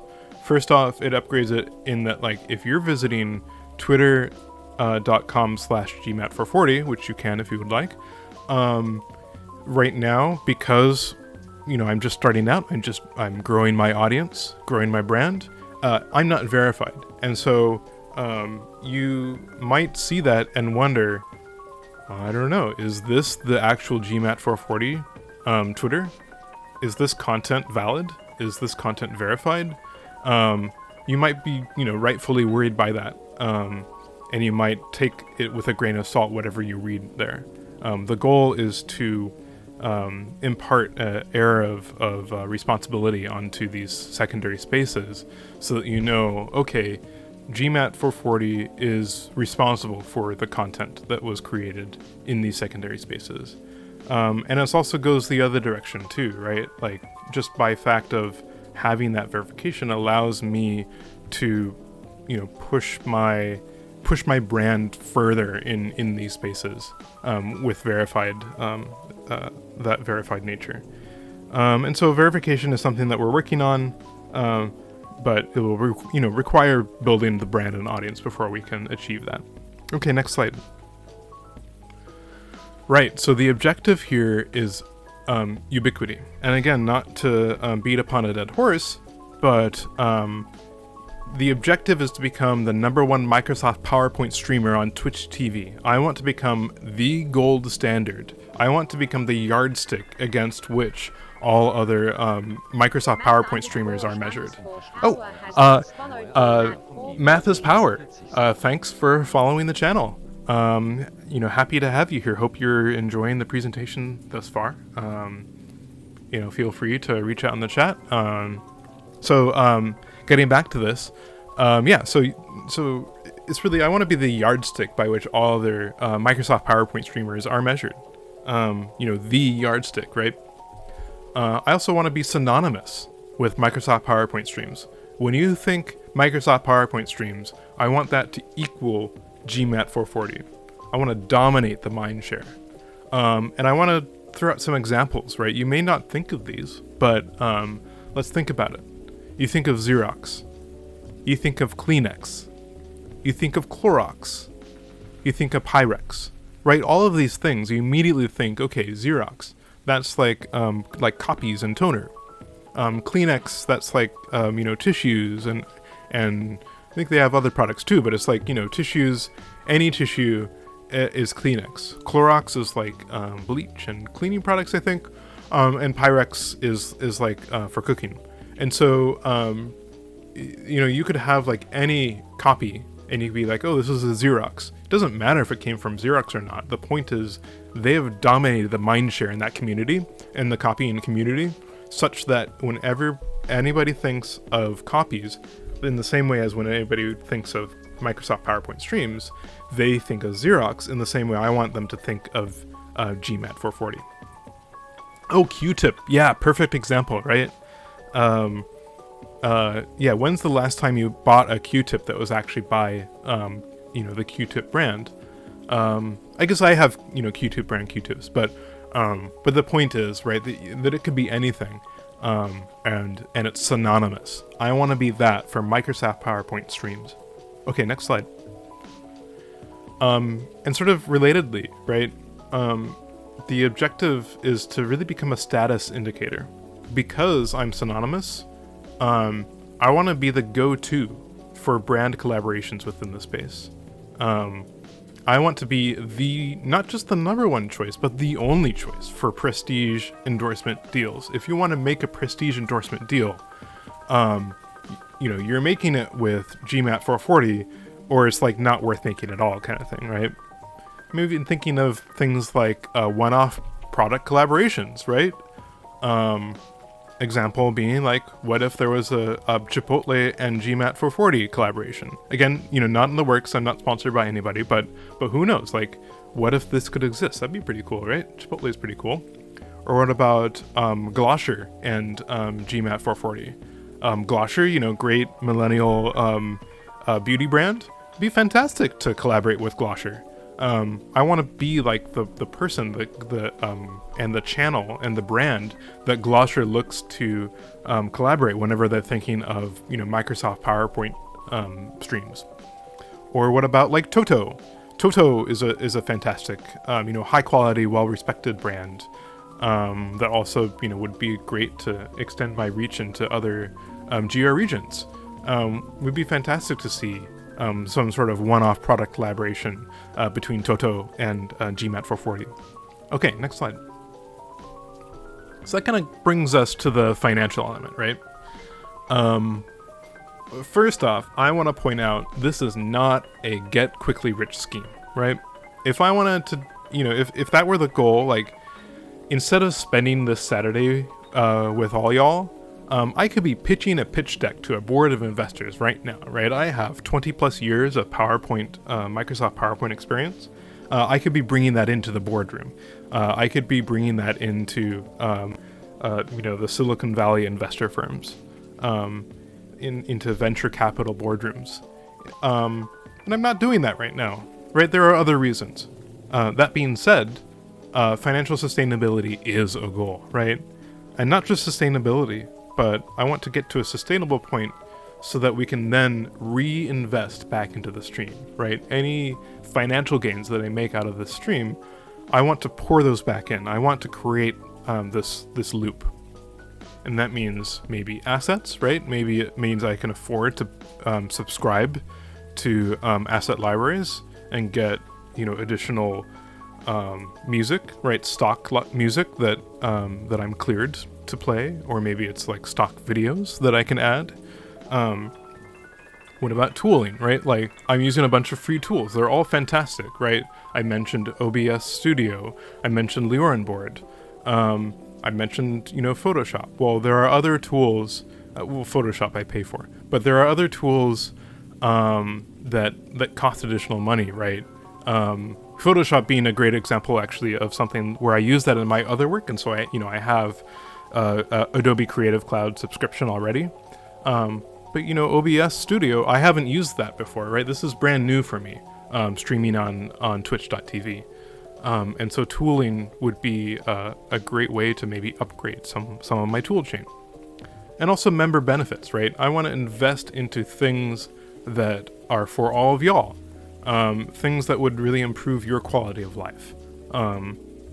And who knows, right? Like anything. Like I'm sure in my mindset right now, I'm not thinking of, I may be thinking of this amount of things, but in reality, there's this amount of things that I could reinvest in the channel. But because I don't have that experience yet of being an established Microsoft PowerPoint streamer, I just don't, I'm not in that mindset yet.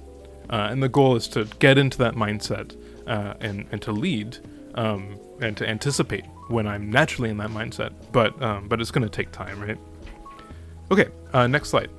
So financialization, so monetization, we're really in the early stages here, exploring some options. There are exciting rewards that I have planned. Unfortunately, a lot of these rewards are really going to require affiliate and partner status with Twitch.tv. And so that's, I need a certain number of followers. I need to have streamed a certain amount of time per month. And so there's some very real blockers in that chain. But stay tuned. I think we'll see, right? We'll see when that happens, if that happens, and I'm really excited to share all the things I have planned with you. Also, there's this idea of pay to present and advertorials.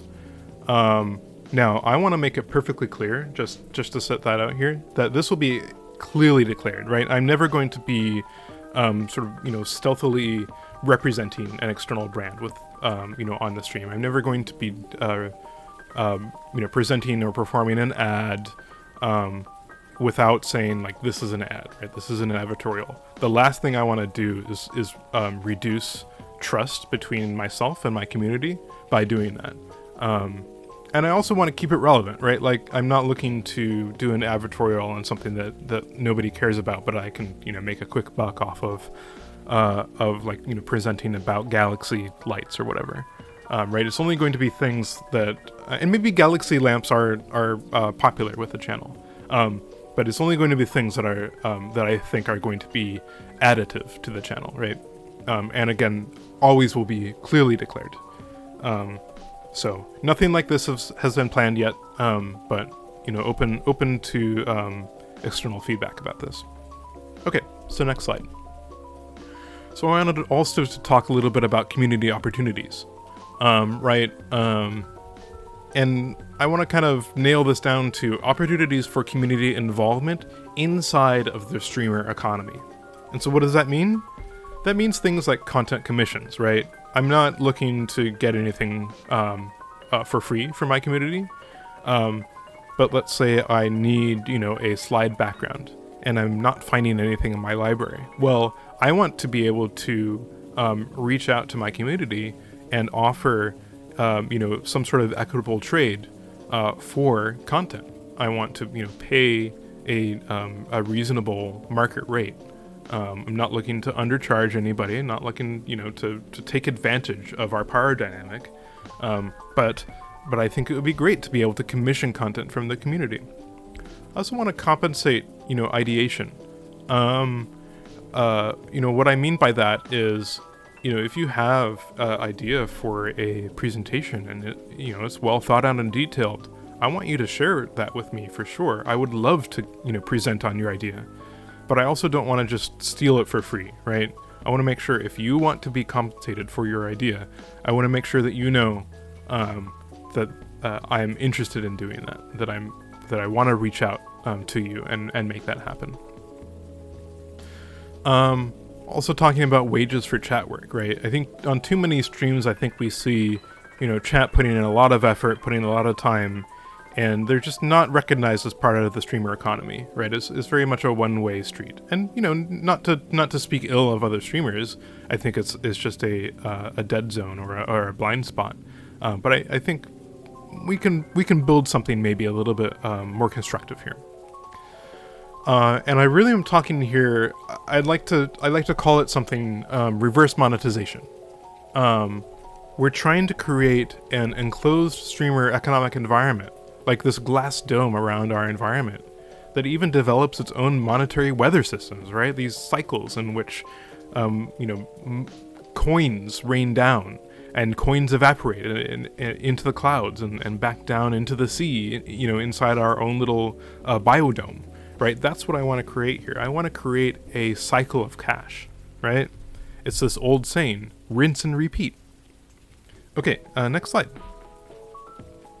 So that's social, right? So to wrap things up, we're really talking about brand ubiquity, physical digital domination.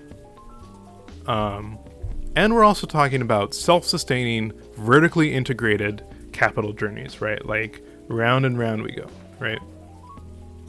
Okay, so next slide. Got a little interactivity interlude here. Very exciting. Why not take this time to explore some of the interactive features that I have built in to today's chat? So some examples here. You can type in roll gradient and you'll get a gradient rolled from you from the original set of Microsoft PowerPoint gradients. Here, let me actually demonstrate that in the chat right now. So roll gradient.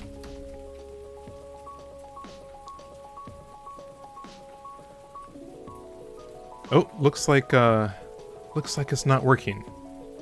Here, let me go ahead and try and get this set up here. We'll take a pause here. Oh wait, is it working? No, it's not. Okay, I'll be right back on. Give me a second.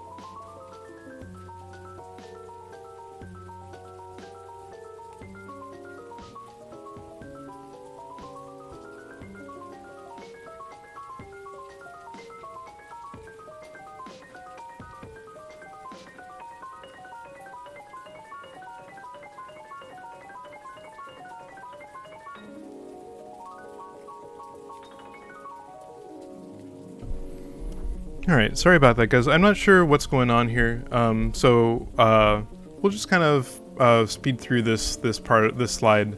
I'll try and get this figured out and by next stream. But I do want to demonstrate. I do have ones that I can trigger myself manually.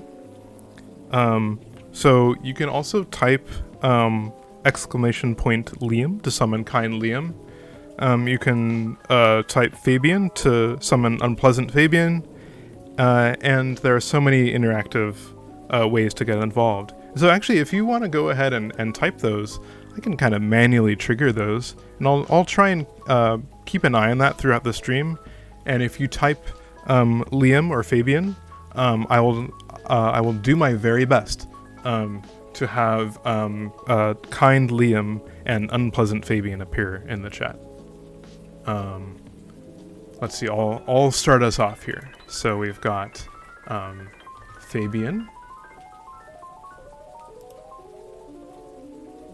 Oh, there. Oh, there's unpleasant Fabian. Oh, how about that? Welcome to unpleasant Fabian. And then let's try kind Liam. Oh, there he is. Say hello to kind Liam, everybody. Fantastic. Okay, this is good. Oh, you know what? I wonder if there we go. I got it to work. Gradient. It's just the command is just gradient. I'll have to reach out to my intern about that. Okay, great. So, let's go ahead and continue here. Let's see. I'm actually going to change the musical track here. Next track. All right. So, next slide, please. Oh, we moved on too quickly there. All right. So let's kind of cover some of the brand elements, signature trademarks of the gmat440 brand. So first off, kind of talking through signature identity here, right? There's a whole bunch of rules here. I don't, expect people to remember them all, but let's just go through them. Just bear with me here as we go through them. So gmat440 is always written using lowercase letters.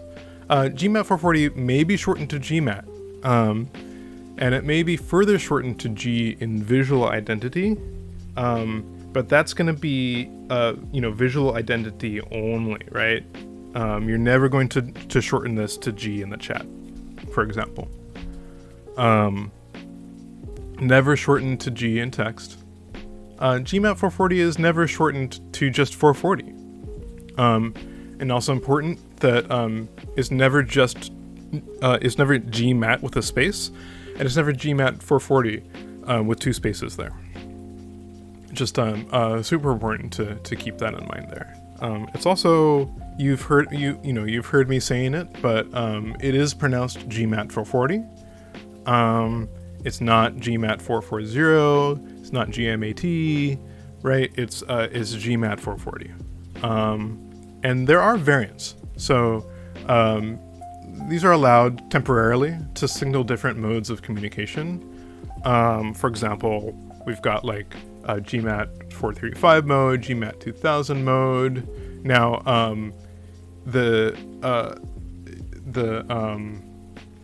we've got a Fabian. Here he is. Oh, there's unpleasant Fabian, ruining everybody's day, like always. Unpleasant Fabian. I don't know what to say. Yeah. So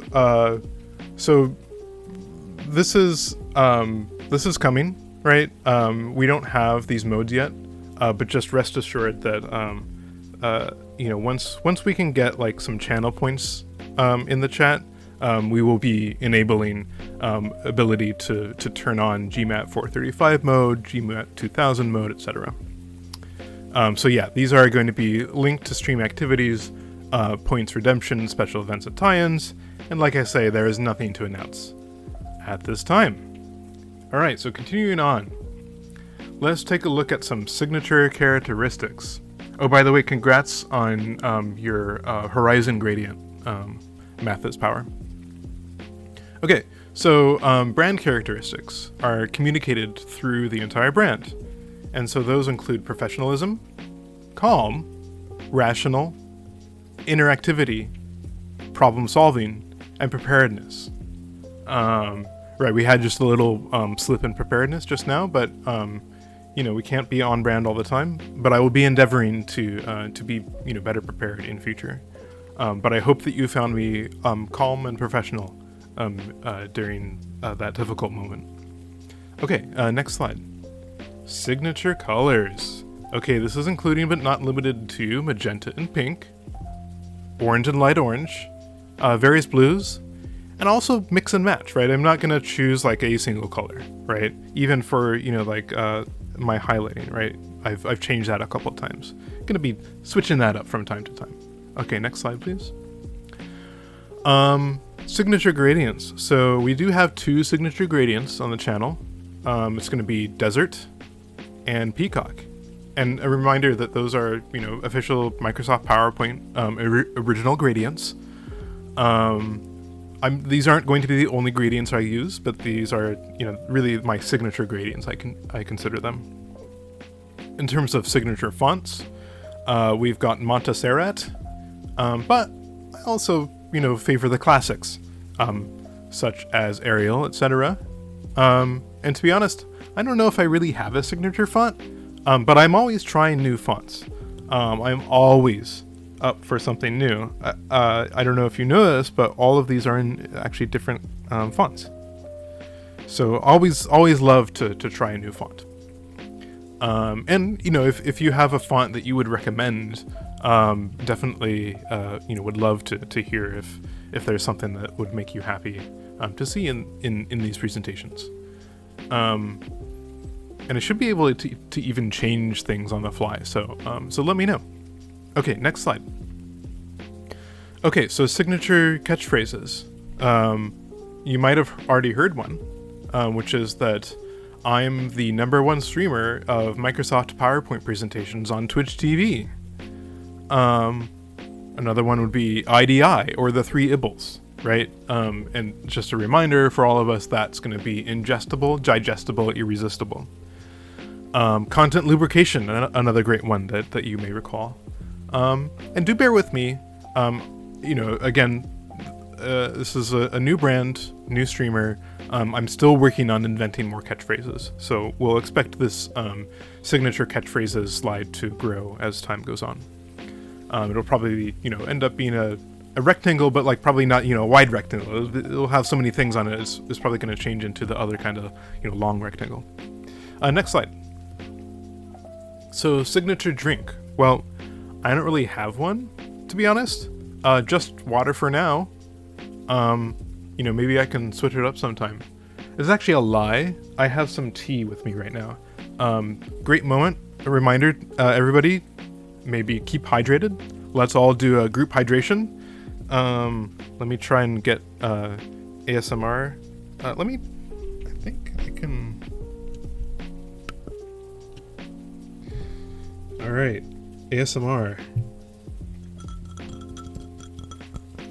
Get your headphones in. I've got my tea. I'm getting ready to take a sip here. Gonna sip from the tea. Oh, that's delicious tea. Oh wow. Oh, I'm glad that I made some tea before my stream. That's delicious. All right, let me, okay, so that's, hopefully everybody had a chance to hydrate there. Looks like we lost a couple of viewers with that. Okay, great, let's continue. Next slide, please. Okay, yeah. So another signature that I wanted to point out here was that the golden ratio is really baked into almost every single slide that I do, right? The golden ratio is a really important creative tool for me and creative process. It's just something that I really believe in, and I think like really can take the content, to that next level that we're all looking for. And so it's really this, sorry, I'm just trying to draw the, the golden ratio, right? It's just like it's really baked into everything that I do. And it's one of those things where you really have to keep an eye out for it, right? If you're in the know, you might notice like, oh, that's a golden ratio. Oh, that's a golden ratio. And that's cool, right? I'm glad to do it for those of you, really into the golden ratio. But it's almost not about that, right? It's just because the golden ratio is just better, and it's sort of like a content lubrication item, right? It allows the content to speak for itself more clearly and more loudly. Okay, so next slide, please. So last little thing I wanted to do here is put together a mood board to just kind of try and express my brand from a different angle, right?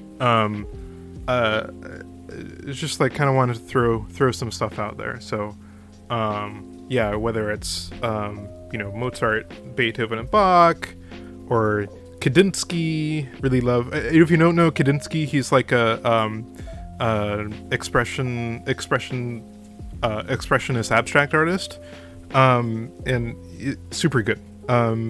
Or whether it's Starbucks, truffle oil, essential oils. Christmas in July is a really big one for me. Really love Christmas and Christmas in July. And the weather is like always a safe topic. Bath time. I've really been getting into baths, so I kind of wanted to include all of these on my mood board. If you remember from earlier, we were kind of talking about these content networks, right? And interconnected content and building and synthesizing new content out of that. You can kind of imagine that. Let me actually get in here with a new color. For example, extra virgin olive oil. Well, this is like a duck, but maybe it's a French duck that you see, right? Because there's like a baguette here and some red table wine. But like you add that up to quintessential French ingredient olive oil, right? That's a strong connection right there.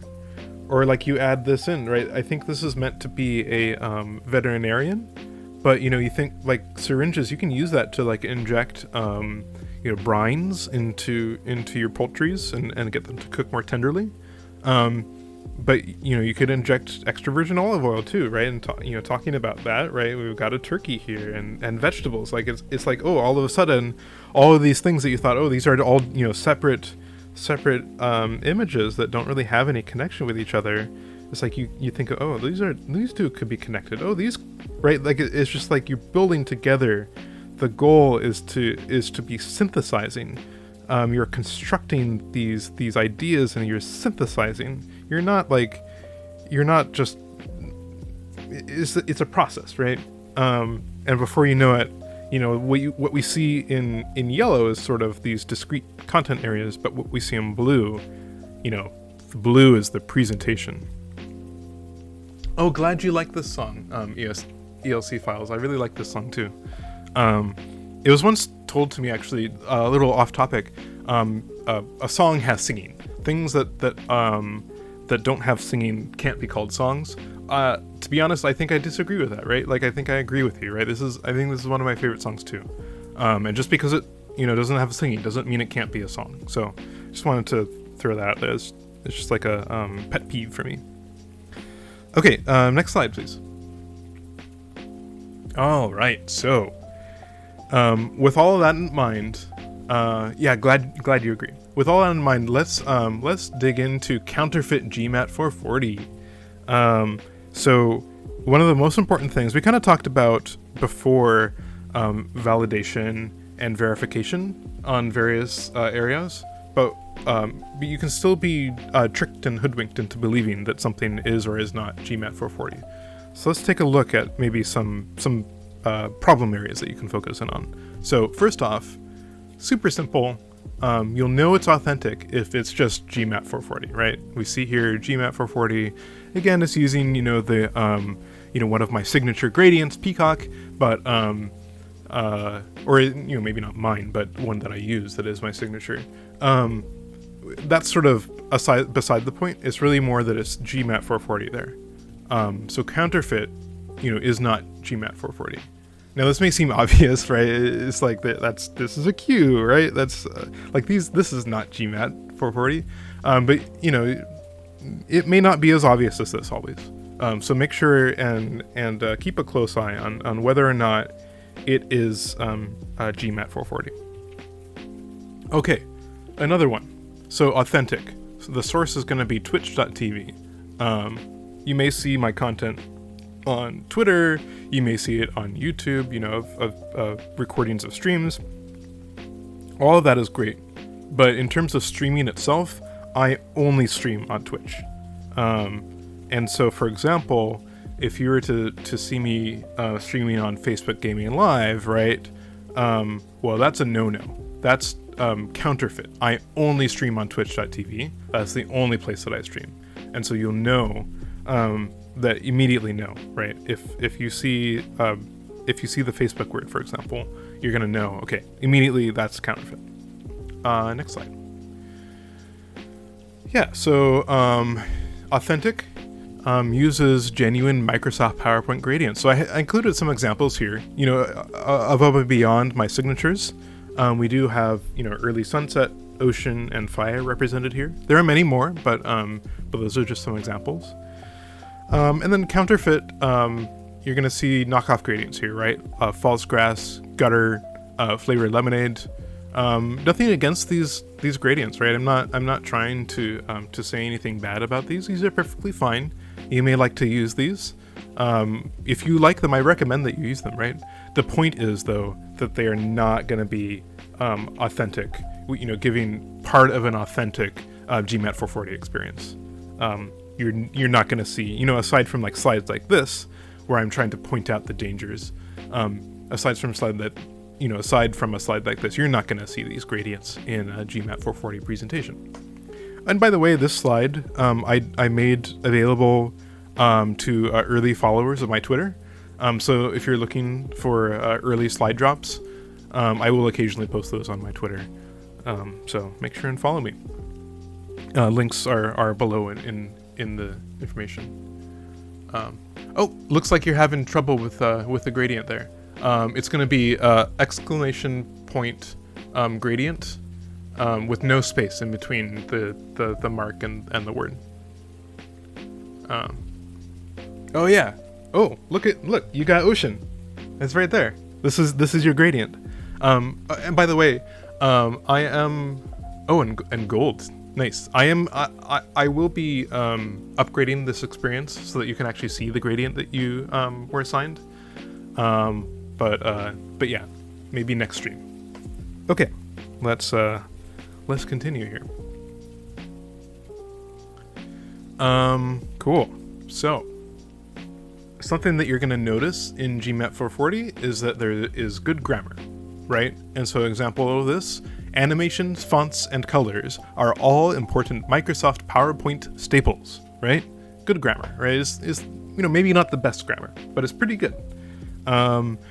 So compare that to the counterfeit questionable grammar, which is each slide more enjoyable than the last, a veritable tour de force, right? I think there's like a couple key indicators here that it's maybe not the worst grammar, right? But maybe something's a little off. So let's continue to the next slide. So an authentic gmat440 presentation and slide is going to have correct lettering style, right? So just like in general, all of that. In comparison, a counterfeit, you're going to find the letters look a little off, maybe a little European. So let's like take a closer look in here, right? So maybe there's obvious ones, right? Like, okay, this looks weird, right? This E. Oh, what's happening with this O?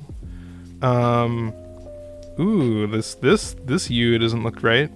What about these T's? Something's wrong with these T's, actually. These T's look different. This from each other. This E is kind of fucked up. This number is like floating down below the line. This looks pretty European to me. This is European. What's this H? Oh, these W's look different from each other. Oh, these A's look different from each other, right? Like, there's a lot of like little details. Oh, this E, this P doesn't have like a little, line up here. You know what I'm talking about? That little line, like it's like, it's too smooth. Like, look at the B over here, right? This B looks right, but this P looks all wrong. This L looks kind of weird. Like, look at this L, compare it to the L over on the left side, right? It's a little curly here. That's not good. The F is a little funky here. So yeah, just, this looked normal, right? Until we started looking into it. Look at all the markings we just made on this. And this is when they're all there at once. Like, maybe they're not all going to be there at once. And there's probably some more, right, that we didn't highlight and that are hiding in there. So just a reminder to, keep your eyes peeled. If something looks a little off, or if it looks a little European, might be looking at counterfeit gmat440. Okay, next slide. So authentic, you're going to find some tasteful use of word art, right? So for example, performance key indicators. We see I've used word art to punch up the text. It's more exciting. It calls more attention. It's sort of that, content lubrication that we were talking about earlier. We've increased the IDI quotient here. It's conforming to IDI principle, as opposed to this example here, right? It's just like, okay, blah, blah, blah, channel points redemption has surged 150% YOY, period, recommendation, implement, etc. Like, you can see there's been some attempt to kind of punch up some of the details in here and use like acronyms. But all in all, it's just like this big block of text. It really could have used a little bit of word art here. Word art could have been an effective way to punch up this content. Okay, so that being said, let's move into our quiz.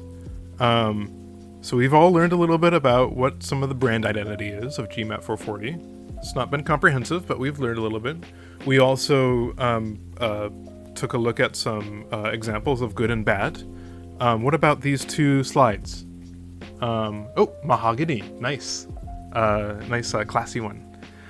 So consider these two example slides. Can you tell which one is an authentic gmat440 slide? And the slides are these. So I'm just gonna let you take a look at these side by side for a bit. But we will move into full screen in a bit, but I just want to let you see them side by side. So one of these, like I say, is an authentic gmat440 slide. This isn't a trick question. One of them is real and one of them has been faked. And so yeah, let's take a closer look at this first one. Okay, so take a look. We'll kind of linger on this for a bit. Maybe I can kind of help, guide your eye here. I think one of the cool things that you can do is you can kind of let your eye travel in a certain way. So maybe sometimes I'll like to start up in, the upper left corner. That color's not really showing up very well, but you can kind of see it. And maybe I'll like drift over in like a diagonal fashion and kind of zigzag down the slide. Maybe I'll like head back up, maybe I'll kind of like go around, right? I'll let my eye kind of wander around, and I'll kind of, check out maybe a detailed content region up here, or maybe I'll go up here, right? I'll just like check out, oh, what's happening here? What's happening here? And then maybe I'll like take a step back and just view it full, in full. Oh, we've got somebody ELC files. You've noticed maybe there's some poor grammar and spelling here. Interesting. I wonder if that's going to feed into your analysis. Okay, so I think we've seen this slide, so let's go on to the next one. Okay, so again, we'll kind of take a moment to soak it in. Feel free to kind of step back from your screen. If you have a screen you can step back from, and maybe squint your eyes a little bit. You can get like a sense of the broader shapes a little bit better.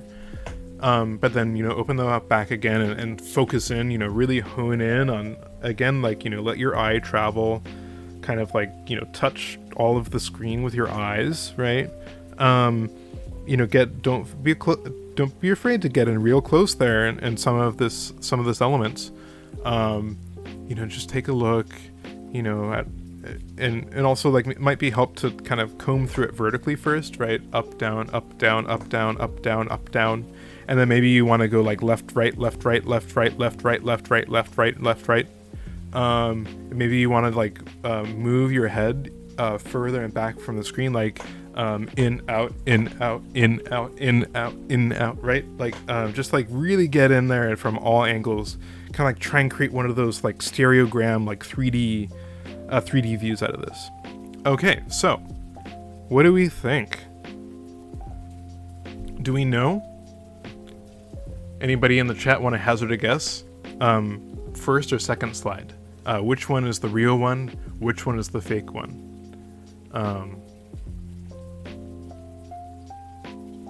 Birthday or no cake are the only ceremony options.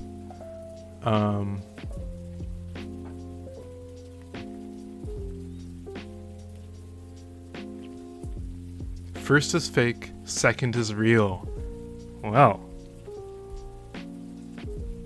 if you said the second slide, congratulations, you can recognize counterfeit gmat440. So let's all give an applause to ELC Files for correctly authenticating that. I might have to be in touch with you if I need to authenticate any slides in the future. A little joke there, because obviously I'm gmat440, so. Anyway, next slide. Great, so we've made it through quite a bit. It's been about 2.5 hours, maybe two hours and change. Let's go ahead and take an intermission here. Give everybody a chance to take a snack, get some hydration, and practice some body care. Be kind to your body, get up, walk around, shiatsu, whatever you need to do. We'll say probably, I'll probably hop on and do a little bit of chatting before then. But we'll say we'll come back here at about 4:35 to get back started with the stream. But like I say, maybe about 5 minutes I'll hop back in. Oh, thanks for dropping into the stream, ELC Files.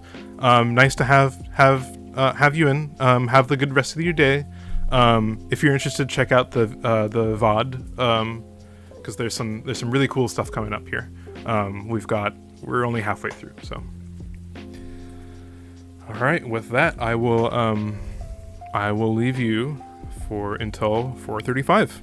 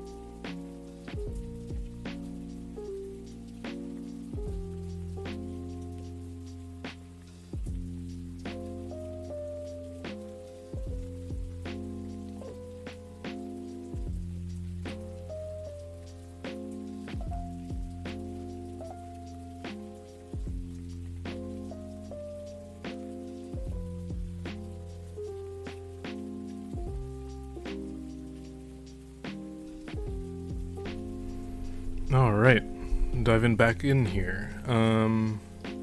Yeah, so hope people have been able to get their hands on some streamer snacks and water. Let's see here. Let's go ahead and change the musical track here.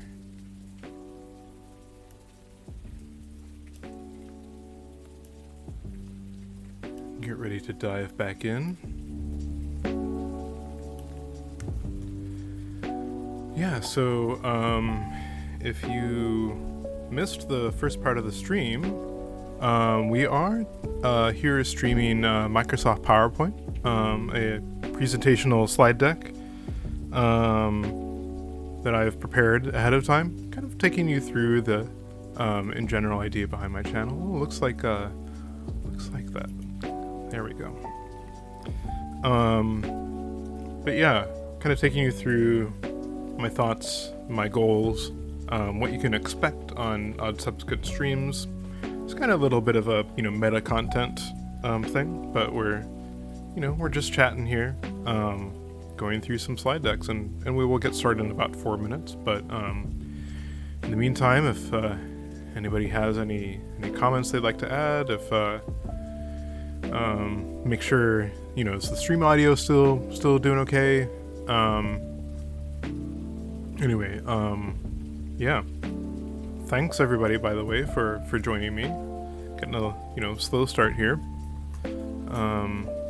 Just the first stream, so really excited to build the brand. Yeah. Hopefully everybody had good body care. Good body care moment, hopefully had by everybody.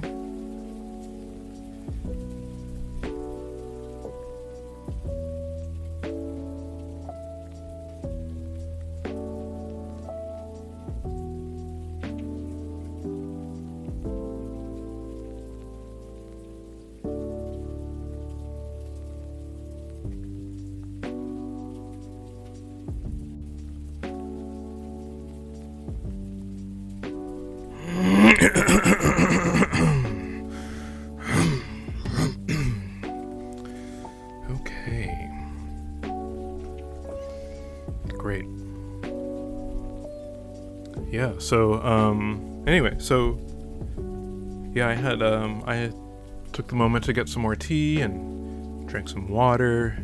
I've got my water bottle here, keeping hydrated. Got my glasses on. Got rearranged the cushion on my chair. Things are feeling good. Got a little stretch. Wouldn't use the facilities. I won't, go into detail, but that was good. Also had some lentils. Good lentils. Little lentil streamer snack here. Apples and lentils. Okay. So it's just about getting that time. So let's go ahead and dive back in for 5. Sorry, I was saying 4:35. I meant 5:35. Classic combo? Yeah, I agree. Yeah, really like the combo. Lentils and apples goes really well together. Okay, so let's go ahead and dive back in, right? So let me hold on, I'm just changing my highlighter color. Blue? People like blue? Okay, well, let's continue here. So we are entering into a new section of the PowerPoint slide deck called Risks and Downfalls Potential. So risks and downfalls, right?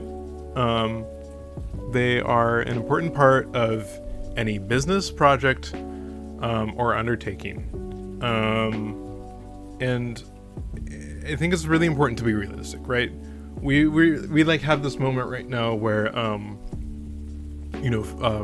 unpleasant Fabian and kind Liam, I have to manually get them to appear for some reason that's not working. we had a moment earlier with the gradients not showing up. I think it's important to be realistic that, I can't expect to get everything right in the first time, and that this stuff is just going to happen, right? And so the idea is more, not to try and prevent those necessarily, although, reducing them can be good and important, but it's really to provide a cost-benefits analysis to try and understand what are we gaining by allowing ourselves to make those mistakes. I think, given that mindset, I think it's possible to actually view risks from the other direction and say, you know what? Risks, they're an opportunity, right? Risk is its own reward. Okay, so gonna go ahead and continue on to the next slide. So I want to talk about some fundamental risks, right? So first off, we're kind of in brand new territory here, because I have never streamed before. I have no mentors, right? I'm doing this all on my own. I'm all self-taught. I may have 20 plus years of Microsoft PowerPoint experience, but in this territory, does that look a little better? Oh, hold on, let me. Sorry. Give me a moment here. How's that? That's better, right? Okay, so yeah, it's just like brand new territory for me. And so in addition to that, there's some other fundamental risks. So Twitch.tv or Amazon.com, either of them could go out of business, right? And I think we could, sit here and ask ourselves, could we convert Twitch.tv or Amazon.com into like a worker cooperative where I'm, a part of that? Whatever. It's a risk, right? It comes with the territory. Another risk, Microsoft PowerPoint could reach end of life.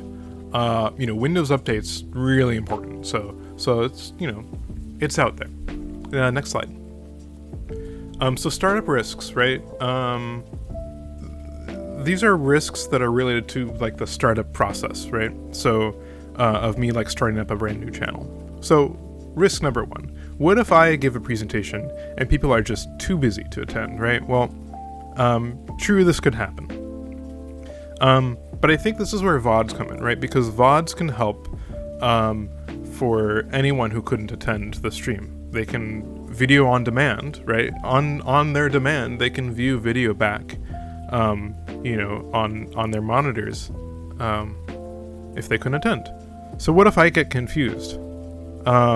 Twitch.tv is complicated. There's lots of overlays, knobs, and dials, right? I tried to throw in some images there with a lot of buttons. Well, I think it's important for patience and forgiveness. And I'm not just talking about like the patience and forgiveness of chat, right? That's important. But I'm really talking about being patient and forgiving and being forgiving to myself, right? I think that's really important. Another one is, what if I forget to stream? Well, I can set calendar alerts and alarms for myself. Okay, next slide, please. So some basic downfalls, right? We're at like the basic level. Things that could go wrong. What if I forget to drink water and eat? Well, this is where streamer snacks come in, right? Like cantaloupes or like lentils that I mentioned, right? Water bottle, of course. I got my water bottle. Let me actually, can you hear it? Can you hear that? I got a water bottle. Maybe, yeah, okay.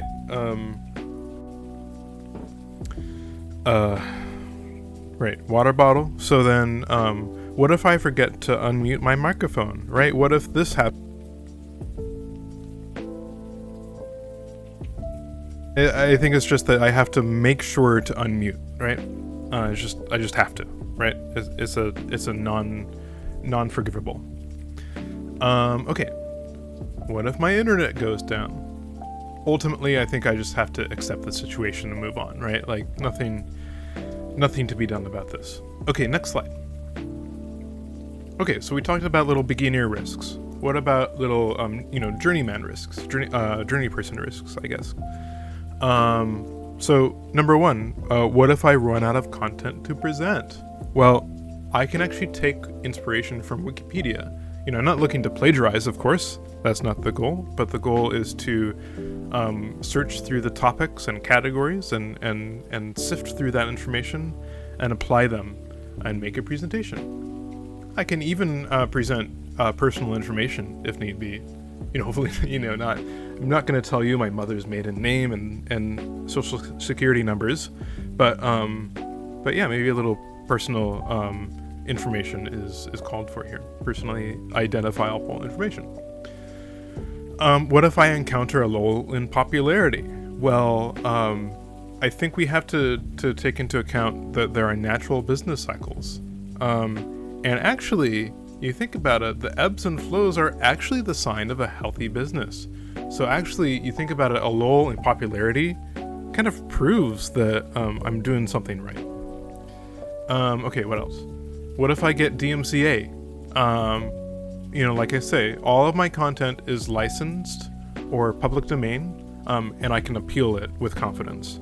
Even if I get DMCA, I'm confident that it was a mistake. So, next slide. Okay, so some advanced risks here. Stream burnout, right? Stream burnout's a big one for Twitch.tv streamers, as far as I'm aware. So self-care, right, is really important here. You gotta take breaks as necessary. And another thing, I could maybe also trick myself into thinking I'm not actually streaming, even when I am. What about have to pee? It's always going to be possible to have an emergency pause of the stream. And even though it's not ideal, there's also option 2, right? Okay, so money. Okay, final risks here. Number 1, selling out, right? I think this one gets talked a lot about. I'd like to actually propose, though, that we think about this as selling up, right? Career-ending injury,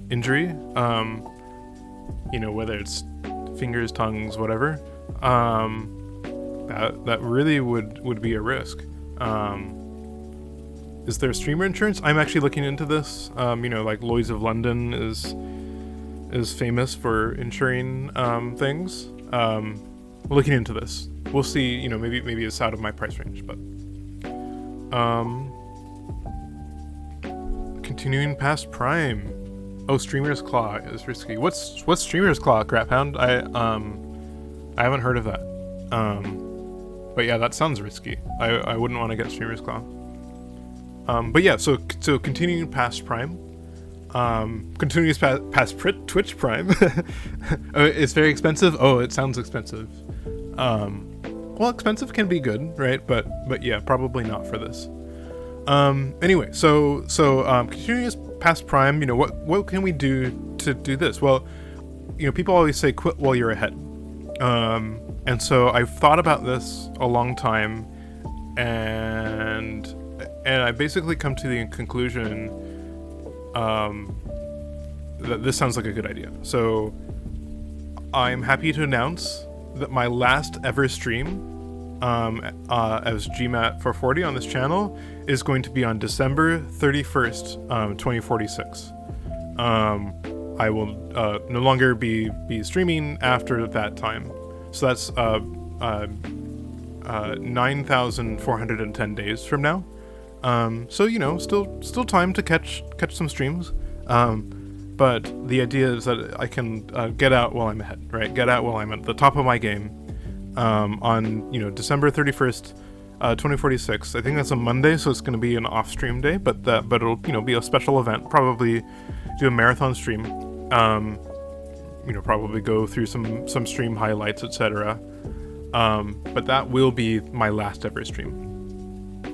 And in fact, there's even a chat command for this. If you type in last stream, I think, after exclamation mark, you should be able to see when my last stream is going to be. Here, let me demonstrate actually.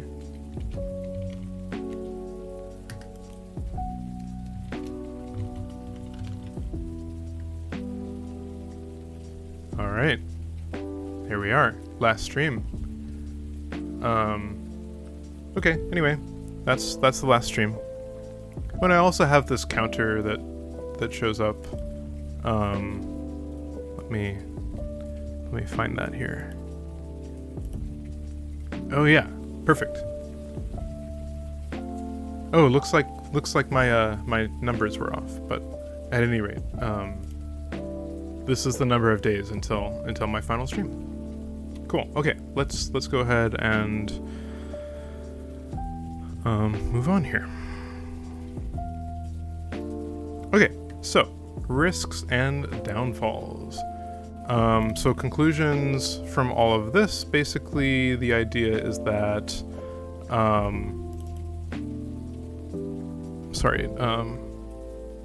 it's not going to the next slide. Oh, here we go.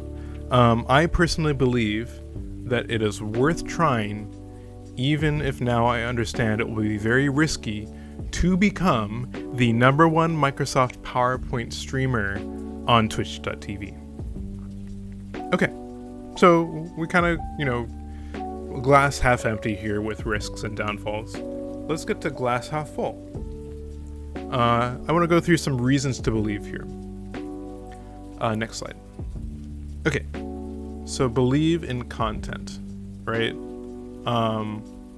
Now, I have professional handmade content. I personally proofread each slide before it goes out the door.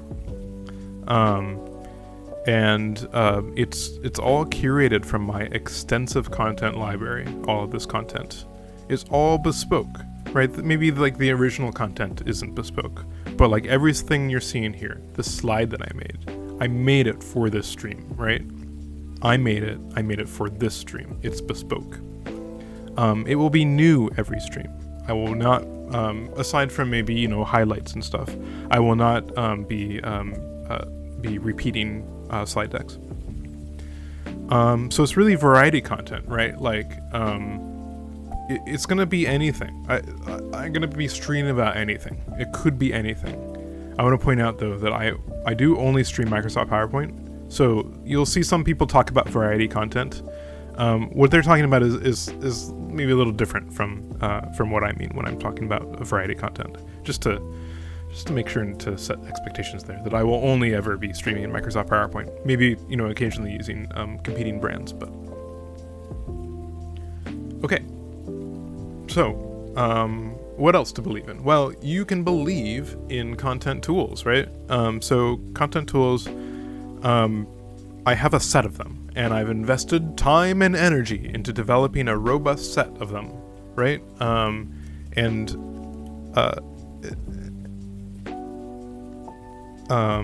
Scalable, right? I have a scalable set. I have a resilient set. I have a best of breed set. And there's a lot of behind the scenes work here too. I don't mean to say anything bad about ad hoc or off the cuff streamers that rely heavily on improvisation, that don't, are just like playing something, or they're just like chatting about anything, or maybe they're doing like GeoGuessr, or whatever it may be, right? A lot of respect. Some of those are my favorite streamers, right? I want to be clear though, that is not this channel, right? Like that's ad hoc and off the cuff streamers and streams. They can be fun. That is not this channel. That is not what we're here to do. For us, it's really about the 3 Ps. Preparation, preparation, preparation. It's kind of a little, jokey phrase that I like to use, but it's just like all about preparation, right? The fact that I'm not sitting here like in PowerPoint creating these slides, although maybe it'd be fun to get like a little behind the scenes look at that. That could be a fun stream idea, but that's like a secondary, right? Typically, it's really about preparation, and preparation, right? I'm preparing for the stream. Okay, next slide. So believe in brand, right? I believe that the brand can be clear, trustworthy, and communicative, and I think that's something that you can believe in. I'm very proud that I think gmat440 presentations are more consistent and they are of higher average quality than competitors such as SlideShare or LinkedIn posts, right? I think they're professional, and yet they remain friendly and accessible, right? They're not sort of obtuse or hard to get into if you're not already a part of the professional organization. And I think also, 10 years time from now, it'll be a trustworthy, established brand that has stood the test of time. And I think you know what you're gonna get, right? It's a name that viewers can trust. Right, and I want to kind of underscore this, right? Like, it's not necessarily going to be the highest quality presentations.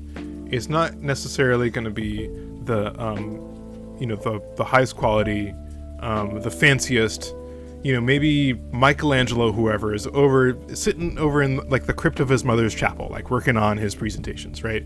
And he has like the time and luxury to do that. Those are probably going to be some beautiful presentations. That is not what this is about, right? This is about, like I said before, like creating and maintaining a pipeline that allows us to push through consistent and higher than average quality presentations to present to you on twitch.tv that you can tune in on a Saturday and get a beautiful, higher than average quality and consistent presentation. Okay, next slide, please.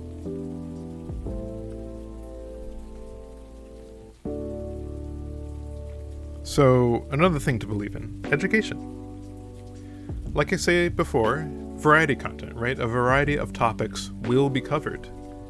And this is just a good lesson in general, right? You never know what will be on the next slide, right? It could be anything. And I will be learning alongside you. Of course, I don't mean like, I know what's on the next slide, right? I'm not learning that. But I mean more like in terms of I have an extensive research process. There is no content region too esoteric, especially with the survey tools that I have that help you to introduce topics for me to talk about. I'm going to be learning, one new thing every week. I think both you and I can commit to learning at least one new thing every single week, right? Okay, next slide. Believe in community. Community is another thing you can believe in. And by community, I mean the power of a caring, nurturing community gathered together in one goal, which is to learn together, to share reactions and feelings together, and finally, to interact and form feedback loops. And if you think about it, what is that? Well, it's Family 2.0. What we cannot achieve alone, we can achieve together. Like slides in a slide deck. That's the power of Microsoft PowerPoint.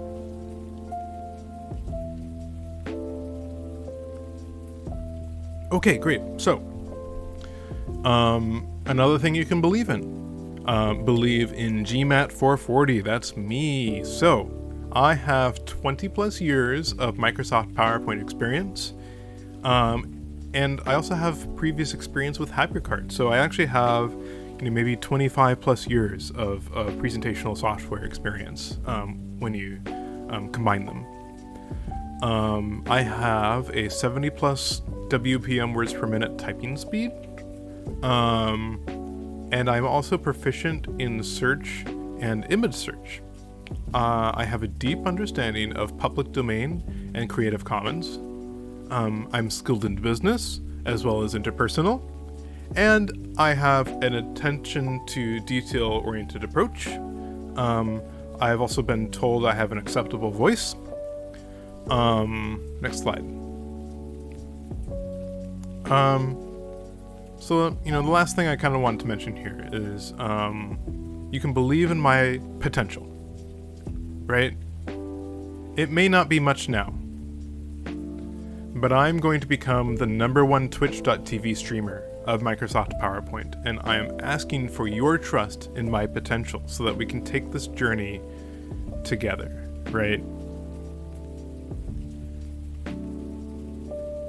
A little animation for you there. All right, so that about wraps it up for belief. Let's move on to the next slide here and talk about some possible content regions. So what do I mean by content regions? So, just like areas where topics can exist. And I don't mean like physical regions, although it could be physical, right? But this is more, sort of like an area of interest. I believe math is power. Thank you. I believe too. And I'm glad that we're sharing our belief. Okay, so content regions. Let's look at some examples, right? Let me kind of take us through a small but limited list of topics or content regions that may be mined in future presentations. All right, so we've got business paradigms, we've got ancient Egypt, screenplays in Hollywood, beautiful foods, classic television, phrenology, collectibles, heroic animals, science fair, the world of sport, and also presentations and review, a slideshow medley. So that's just an example, right, of the possible content regions that we could cover. All right, next slide. So, I actually wanted next to share with you an example mini presentation using presentation and presentation technology, PIP. So, up until now, we've kind of been discussing, what my presentations will be about, how I will be doing them, what my goals are. And we, this whole thing has been a PowerPoint presentation, so we've kind of been seeing it. But I wanted to give you just a full example of the kind of PowerPoint presentation that you can expect going forward. So let's actually change up the music here, get into a different mood. So Chopin. And let's go ahead and let me just activate PIP, picture-in-picture technology here. All right, PIP activated, and here we are. This presentation is entitled Morning Routines, How and Why the First Few Hours of the Day Are Spent. Next slide, please. Okay, so introduction to morning routines. What is it? Do I have one? So mornings, your favorite part of the day or not? Love them or hate them, they are surer than death or taxes, and they happen every single day, right? You're not doing your taxes every day. You're not dying every day. I think there's a James Bond movie called Die Every Day, but regardless, most people are not going to be dying every day. So regardless, the point is, this is Mornings 101. So let's move on to Mornings 102, I guess. Which is Morning Routines 101. So you didn't need to tell me that. Mornings exist. Of course they do. We all know that they exist. But how do we deal with them? Sorry, I progressed too quickly. So it's called a morning routine here. Morning routine is the series of thoughts and actions that any one person does on any given morning. And the more frequently it is done, the more of a routine it is. So what isn't a morning routine? It's maybe easier to start all of this by asking, what isn't a morning routine? So it's probably something that you do only on occasion, or just once or twice. Maybe it's something you do that's not in the morning, right? I think hours may vary by culture, work schedule, and personal preference, but typically that's going to be the case. It also could be something that others do for you. And that's about it, right? I think that's all you got. Which means we're left with, what is a morning routine? Well, if you do it more than once or twice on occasion, if you do it in the morning. And if it's something that you do for yourself rather than something that others do for you, then that's probably going to be a morning routine, right? Okay, next slide. So you may notice this isn't a very precise definition. And that's because there is a diversity of morning routines that cannot be codified or hemmed in like a dress. So you're correct in understanding this. But let's dig a little deeper here and try and understand. It could be anything.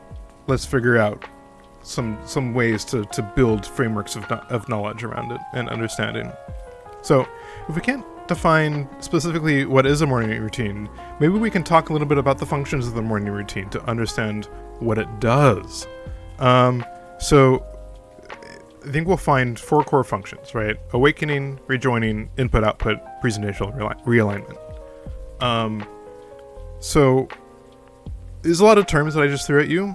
But let's go ahead and dive right in and try and understand each of these piece by piece. Maybe I'm going to change my color to green. Is that? Oh, that's kind of nice. Yeah, it kind of shows up. Give them little green eyebrows, lips, green eyes, little green cheeks. Okay, sorry, getting distracted here. Move on.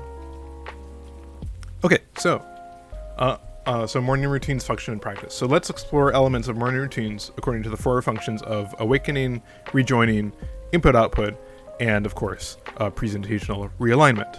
And don't be worried if you don't understand what all these are, because next slide. So I wanted to kind of introduce each of these with a little quote that I think is pertinent. So for the core function of awakening, I'll read out this quote. "The morning is a moment of great paradox. In one moment I am asleep, and in the next, I am the most awake that I will be all day." And that's from Testimony of the Awakened. Okay, next slide. So you can think of awakening as the body's on button, right? During the night, the body is sleeping and shutting down. And it does this for a number of reasons. It's trying to preserve energy. It's trying to relax and repair. And it's also trying to realign vital brain pipeways. Each of these is important, but it's really that they're all together important, right? In the morning, the body cannot immediately be at full capacity is another thing to be aware of, right? When you press the on button, there's some things that turn on right away. There's other things that take a little time to warm up. The body's in the latter. And that whole process is what's known as awakening. Okay, so what are some features of awakening? Again, like I mentioned, it's not immediate. It also may vary depending on circumstances. One kind of interesting aspect of awakening is that it may never fully complete, right? You may actually start to fall asleep before you're completely awake. But the fact that it's not immediate and it's like a slow process means that it leads to increasing levels of awakeness when measured over time, right? If we think of like a graph, it's sort of like, this. Like maybe there's, and this is sort of like, this is very generic graph, right? I haven't drawn anything on either axis. But depending on like where you're starting at, like maybe you're starting a little bit higher, maybe you're starting a little bit over there. It can really depend on like, where you end up at. And this, by the way, can go on, right? Okay, so like I say, thoughts flow faster through an awakened mind. So it's actually a little bit more like this kind of curve, right? The more awake you are, the more awake you can become. And so it almost doesn't matter like whether you're starting up high or starting down low, because like the most gains that you get will never be at the beginning of that process, right? And again, like, once you reach a certain point, you can kind of like go off in whatever direction. Who knows? But yeah, okay, next slide, please. So awakening is something we must do each day, and that's whether we would like to or not. A routine can help teach the body to awaken at an efficient rate every morning, even when circumstances exist. A routine can also be tweaked to solve awakening at the systems level. And ultimately a routine makes awakening more predictable, right? Next slide. Okay, so elements of awakening you're gonna see like good natural light, right? And part of that is because the sun is in our DNA. It's light is the main instrument in the circadian rhythm. And even though that's true, artificial substitutes can work, whether you have like a life lamp or whatever it might be. Sounds and noises is another good one, right? The body is just naturally frightened of sounds and noises. And it's something that you only learn to be more and more so as you grow older. And it leads immediately to an alert state. It's sort of the same principle used in alarm clocks. Next slide.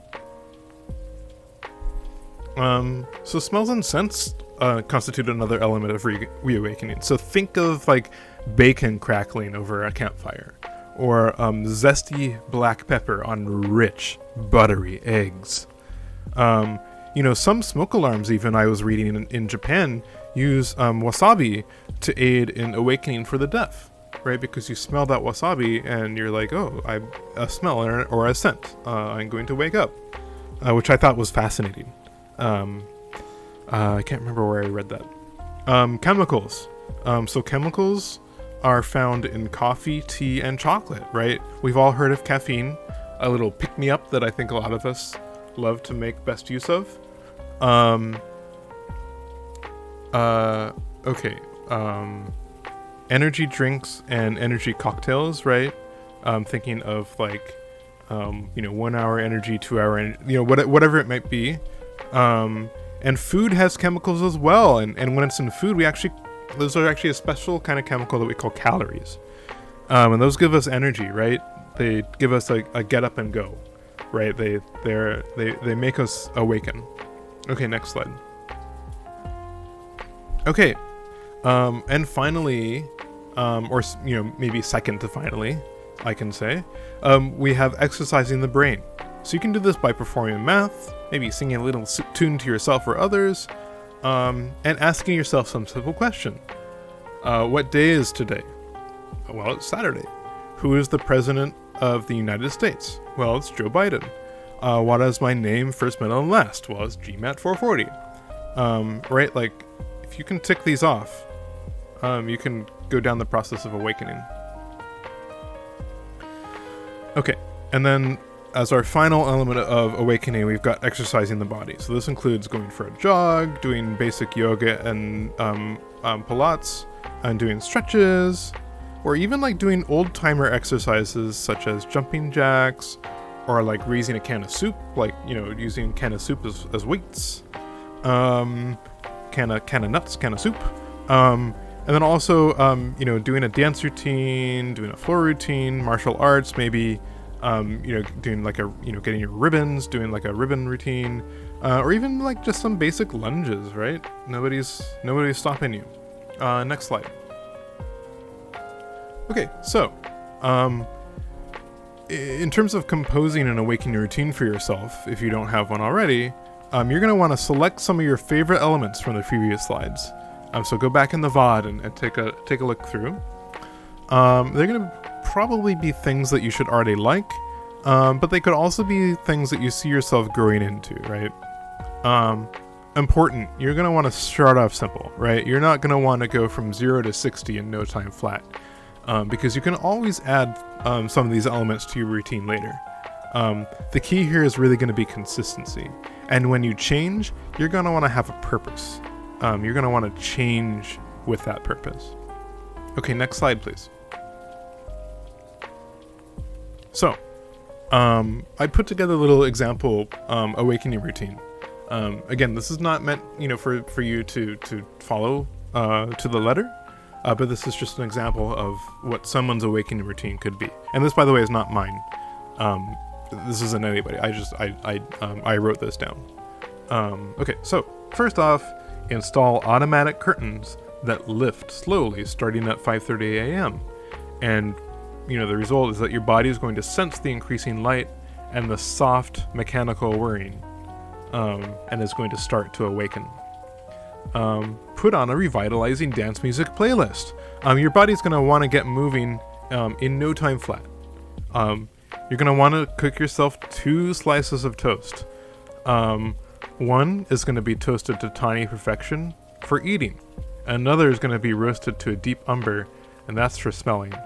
And this is important. Do not eat. It's kind of like those silica gel packets. Like, you could eat it if you wanted. There's nothing wrong with that. But yeah, don't eat it. This first one is the one you want to eat. You're going to want to practice some eye tests, right? So I don't know if you remember these. So like, they're like E's, I think. You'll like point like, oh, okay, this E is pointing that way, that E is pointing that other way, and it's like, what's the lowest line you can read? That sort of like eye calisthenics, right? And the job will be like to challenge yourself to read the lowest line that you can. Right, so like this example that I'm kind of drawing out here, I guess I could have drawn this out ahead of time, but I can read that bottom line, right? It's like left, down, up, left, I think that's right, down, and then actually I can't read that last one, so maybe the one up. So left, down, up, right. Okay, cool, next slide. Okay, so results of a successful awakening routine. You feel alert, alive, animated. You could take on any challenge, whether it is a high-profile business presentation or a hot dog eating competition. You got this. Next slide. Okay, so our second core function here. I'm gonna read the quote. At night, I am held captive in a dream world of my own imagining, cut off and alone. In the morning, I rejoin the choir. And that's from Reflections on the Dawn Chorus. Okay, next slide. So, purpose of rejoining. Rejoining is the act of transitioning from the dream individual state back into collective reality. And during the night, the body disconnects and isolates. It is not aware of surroundings. It cannot communicate with others, and it's involved in the exploration of internal worlds. It's in dream prime state. And in the morning, the body needs time to ascend out of the prison of the self and become a member of the dawn chorus and enter into reality prime state. And what this process is rejoining. Next slide, please. So, rejoining, much like awakening, is not instantaneous. And that's because leaving the individual state is very challenging to the body. There's several concepts within Freud that we can maybe apply here. It takes time and energy to enter into the dawn chorus. Individual concerns are distributed into the collective over time, thus taking the burden off of the individual mind in reality, because roles and responsibilities become distributed across the chorus. And so as the process happens, sort of similar to awakening, right? If you have like a number of processes and tasks at the beginning of your day here, you might find, as you rejoin, you're sort of able to have a upward trajectory, right, throughout your day as you continue the process of rejoining, and who knows where you go from there. Next slide. So, why should we think about a rejoining routine? Well, rejoining is something we must do each day. Cutting yourself off from the world is wicked. And so a routine can help to teach the body to rejoin at an efficient rate every morning, even when the circumstances of the surrounding world are not ideal. A routine can help you coach your body to understand rejoining as correct and natural. And finally, a routine makes re-entry into the chorus more predictable. Next slide. Okay, so interaction with tangible objects. So, one of the elements of rejoining that can be useful is introducing solid blocky shapes, maybe like next to your bedside, that you can interact with. Things with clearly delineated edges and clean lines. These are going to be tangible objects to help the body understand the time for dreaming has come into an end, right? Another element is going to be cool morning air, right? And this is going to be brisk air breathed deeply into the lungs. You're going to take slow, deep, and mindful breaths. It's sort of like you're signaling re-entry into the physical world by means of exchanging the air that was existing in your lungs with air in the physical world. The physical world is literally entering you, right? Is entering your body.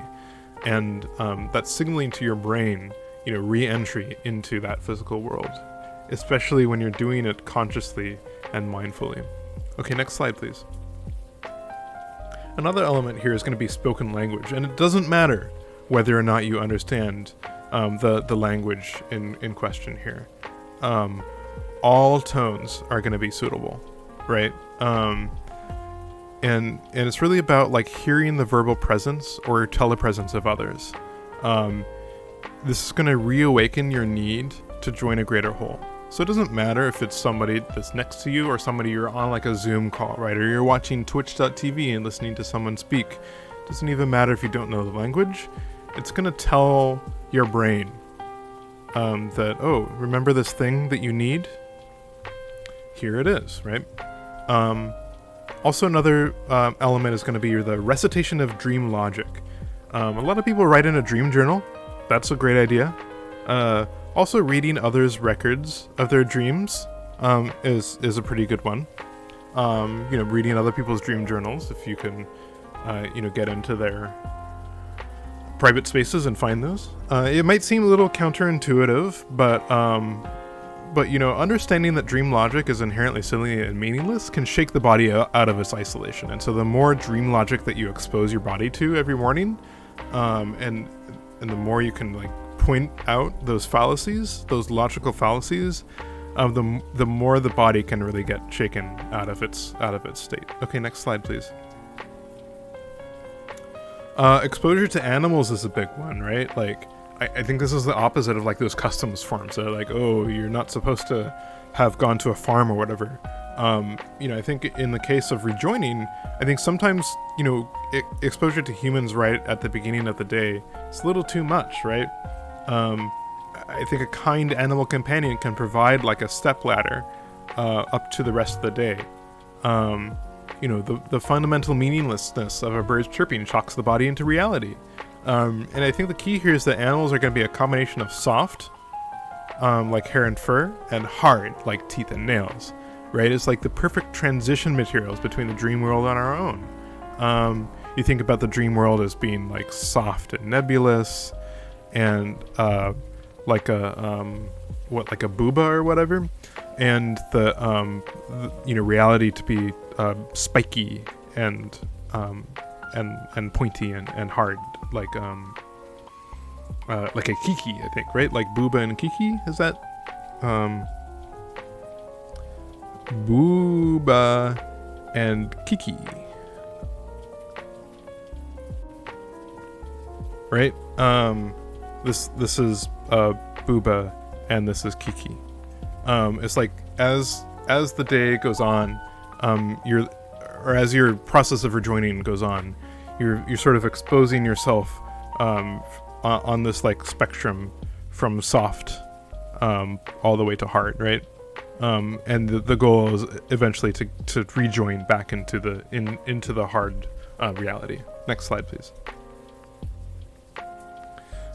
So another element of rejoining is exposure to the news, right? Reading or listening to the news can accelerate the body's reality normalization process, right? Details about the real world. And consider for slower, softer news days that you keep a copy of the news from previous days on hand. I like to keep maybe, maybe up to like 6 or 7 days worth, like a week's worth, depending on what the news is like, because I think sometimes it can be like a slow news day or whatever, and I might be looking for some harder news.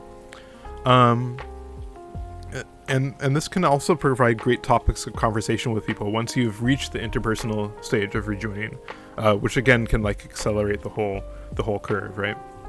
And I do want to mention that society pages and funny pages, don't avoid them necessarily if you're really into them. But I just want to make the point that these are really best in moderation, right? Don't frame your entire routine around the society and funny pages. You definitely want to get in there to some of the local news or sport or business topics, that kind of thing. In addition. Okay, next slide. Great. So yeah, basically next, for composing your routine, what you're going to want to do is select some of your favorite elements from the previous slides. Again, like review the VOD if you need to. You're most likely going to encounter some resistance from yourself. I'm going to ask you to power through it, right? When rejoining, you really can't be playing at half measures. It's best to just go cold turkey, right? Just rejoin. And so it's not a matter of like building up a routine, as we talked in the previous elements, right? It's really going to be consistency here. You're going to need to condition your body to accept rejoining. So next slide, please. Okay, so here's an example. Again, I put this together. This isn't necessarily reflective of my own routine, although maybe some of this is pulled from my routine. So first, you're going to want to anchor yourself on a rock placed at your bedside. You're going to open your doors and windows and breathe in deeply and mindfully. You might want to, depending on your neighbors, right? You might want to shout or scream into the cool morning air. And again, depending on your neighbors, you might listen to the shouts and screams of your loved ones, family, friends, neighbors, etc. Say good morning to any pets you might have. And I really do mean like say good morning, right? They probably don't understand English or whatever the language you're speaking, but or maybe you train them, right, to understand good morning. I really not privy to those details, but it doesn't. Regardless, it doesn't matter, right? It's just the fact that you're saying good morning to them is what matters. You're gonna want to recount the wildest, basest details of your dreams that you can recall, and again, like consider writing them down, sharing them with another. Also, browse the box scores from yesterday's big games. Read aloud if possible. Okay, next slide, please. All right, so here are the results of a successful rejoining routine. You vibrate in sympathy with the universe. Energy flows through you as you feed from a feeling of oneness with your loved ones. Your puzzle piece has been put back into place. You got this. Next slide, please. Okay. So third chord function here is input-output, and the quote is, the body is a machine of machines, each more indifferent and unthinking than the last. It must be reaped. It must be fed. And that's from Sermons from the Factory Floor. Okay, next slide, please. Yeah, so you can think of the purpose of input-output as being, it's really the body's fuel, and it's the body's trash. So in order to make a fresh start each morning, right, the body has to rid itself of all that has accumulated the previous day, right? From your garbage facility, the garbage truck has to come in, and as long as you have elevators that can access your garbage facility from where the garbage is producing, then the truck can come and take them away. And so it's that materials elimination though results in a void that must be filled by fresh input, and so it's really restarting the whole cycle, input and output cycle here. And so input is used to propel the body on a trajectory through the day all the way into bedtime, right? Is sort of the energy that we use to push us through the day. all the way until we get to bedtime. Next slide, please. So output is typically going to be your priority number one upon waking. And some days, let's be honest, output is going to be a little bit more urgent than other days. Urgent output can lead to expressions of panic, right? You're going to find also that perhaps you can try off-gassing to help release pressure and buy time, but it's only going to be temporary. So input is going to be high priority, but it's going to be priority too. And depending on whether or not you met your input quotas for the previous day, that urgency may be variable, right? And in some cases, it may be priority one, especially if, during the night you solved your output problem. So fulfilling input quotas leads to higher performance of tasks, right? So if you think, again, like I feel like I'm drawing the same chart again and again, but you say, you have like your collection of tasks down here, and if input is increased, then your performance of tasks also increases, right? And so that like there's this area chart that gets plotted in between there. Okay, next slide, please. So input and output is something we must do each day. It is not up to us. A routine can help coach the body to awaken before peak input-output urgency has been reached. And I think this is best, right? This is really underscoring why routine here, because there may be serious errors if the process is merely left up to chance.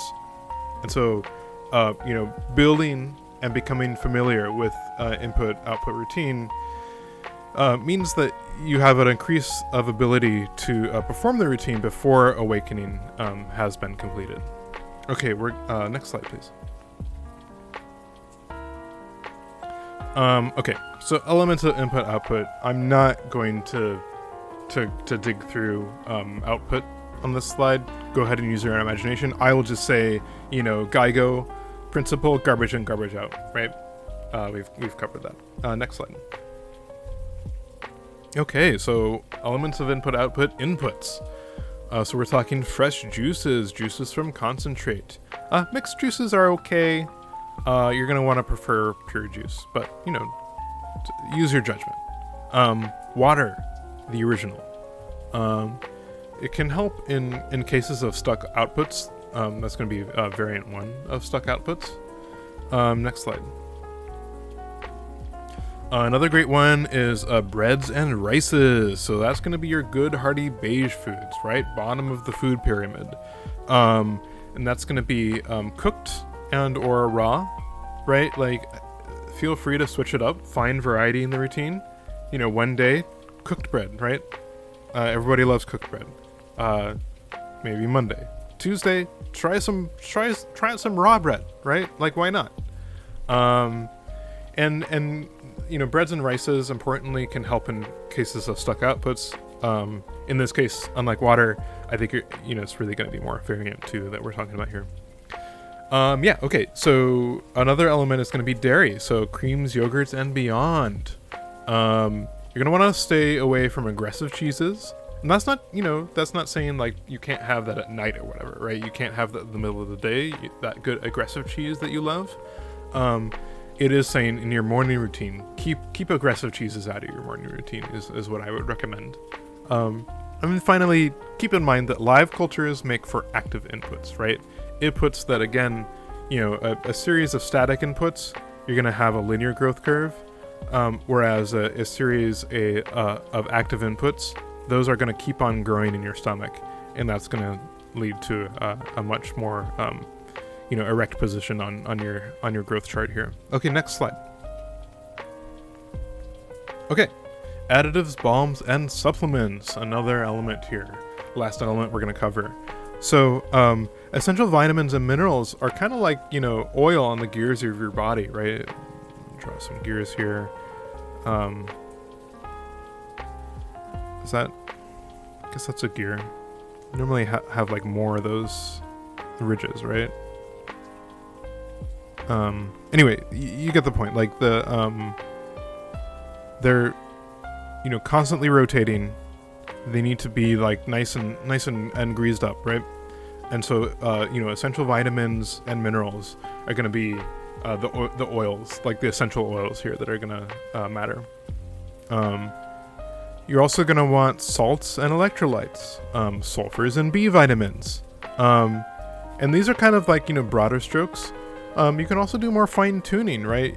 Creating a balanced body and mind, creating a sort of a nice balance in the middle by using uppers and downers as well in your routine. And this, by the way, is external as well as internal, right? Don't forget the lotion. Okay, next slide. Right, so composing your routine here. So I think it can be useful to select some of your favorite elements from some of the previous slides. And they should really be things that you're able to chew and digest. Get your teeth through, right? Or they could be things that you can cook until they're falling off the bone tender, right? You can really kind of gum those through. And you're going to want to start off simple, right? And I think purchasing store-bought is a perfect way to get started on the routine.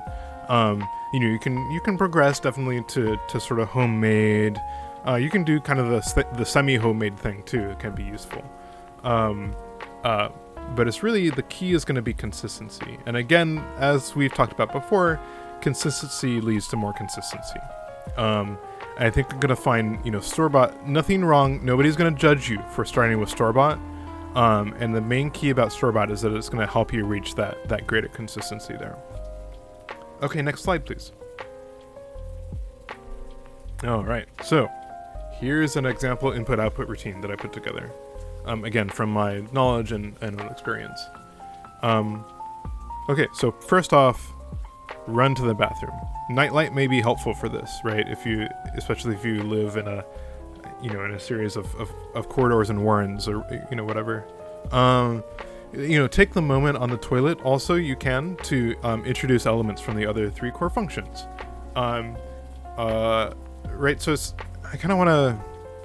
Maybe it's like a Venn diagram, right? So, where this side of the Venn diagram is maybe going to be your input output, or really in this case output, right? Or it could be input too, or I guess it would be the other one. So, but this is basically output.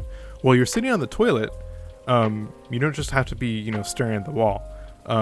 You can fill this up with other parts of your other morning routine, whether it's input or doing awakening activities or even eating, right? And I think it's really going to be finding like that sweet spot in here, like right in the middle, where things are just like you can do your output as well as you can do like these other things. And what you're gonna find is that it sort of like leads to the rest of your day kind of flowing out really nicely, right? Like you can progress through more items in your day because as we remember, like we have like these exponential growth curves, where the more that you do upstream, the easier it is gonna get, to get to the bottom here. So be thorough, right? Expel everything. Expel even all the night air from your lungs, right? And also, you're going to want to check your best before dates. Next slide. Okay, so results of a successful input-output routine are that you feel neither full nor empty. The contents of your body are not in tension. Everything is just right, in a state of perfect balance. If you could, you'd just stay here forever. You got this. Next slide. Okay, so we're finally at our final core function, 404. Let me read the quote here. As the day goes on, I drift further and further from the ideal me. Midnight finds me trapped in the body of a stranger. But with each new dawn, I am free to be me again. And that is from I Am Who I Say I Am. Next slide, please. Okay, so as the day progresses, your residual self-image drifts further and further from your presentation to the world. And this can be due to many factors, right? Maybe hygiene, maybe memory, or maybe your natural capriciousness. And your body is most vulnerable to this during sleep and dreaming, when you are unconscious and you're not in control. And presentational realignment is needed each morning to correct your RSI drift, or residual self-image drift. Next slide, please. So when we're talking about presentational realignment, I want to kind of underscore, right, that this is a process. This isn't something that's immediate, and it isn't something that you do once. The time and effort spent can vary greatly, and there can be a great variance in what you get out of it. And the other thing to make note of here is that the initial impact of RSI drift, as you get like a greater and greater RSI delta, it might not be felt. Sometimes you might be able to assess it in a mirror, right? You might catch a glimpse of yourself in a mirror and notice, my eyebrows don't look like they should. They don't look like they're supposed to. Or maybe more subtle, right? You may get strange responses from people. People may look at you with suspicion. There may be other micro differences such as that during interpersonal interactions, and you may not be aware of them unless you're looking for them. Next slide, please. So presentational realignment is super important to keep up. So if the RSI drift delta is consistently wide, it may widen over time, right? Like you start off here, you're on a trajectory to getting here potentially if you're not doing anything to adjust it. And the really scary thing here is that if you let it get bad enough, it can actually lead to unrecoverable RSI drift, losing the original self to time and the psyche.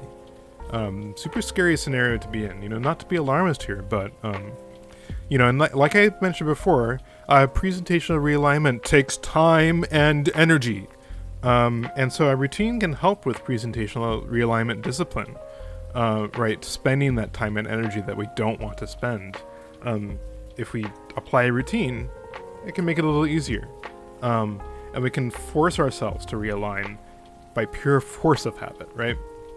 A routine also encourages better economy and realignment. If something is taking you forever to do, and you have to do it every day because it's a routine, your body's going to want to figure out, how do I make this faster? How can I do this better? And so it can feed into itself and make sure that you're never into a state where you're dropping the routine and leading to unrecoverable RSI drift and an ever increasing RSI drift delta. Okay, next slide, please. All right, so let's talk through some elements of presentational realignment. So hair care, shampoo. Shampoo is really important. Conditioner. You're going to want to probably avoid 2-in-1 solutions. Not to say that there aren't 2-in-1 solutions on the market that might be okay, but I think typically it's best to have a separate shampoo, separate conditioner, right? In terms of finding the part, right? You're in there with your comb, you're looking for your part. You're going to want to make sure and reject any false parts. You're going to want to find that true part. Adding some essential oils for shine can be really great, like, mandarin oil, argan oil, and you're also going to want to give yourself a bang trim, right? Especially if you have a bang heavy lifestyle. Definitely a bang trim every morning.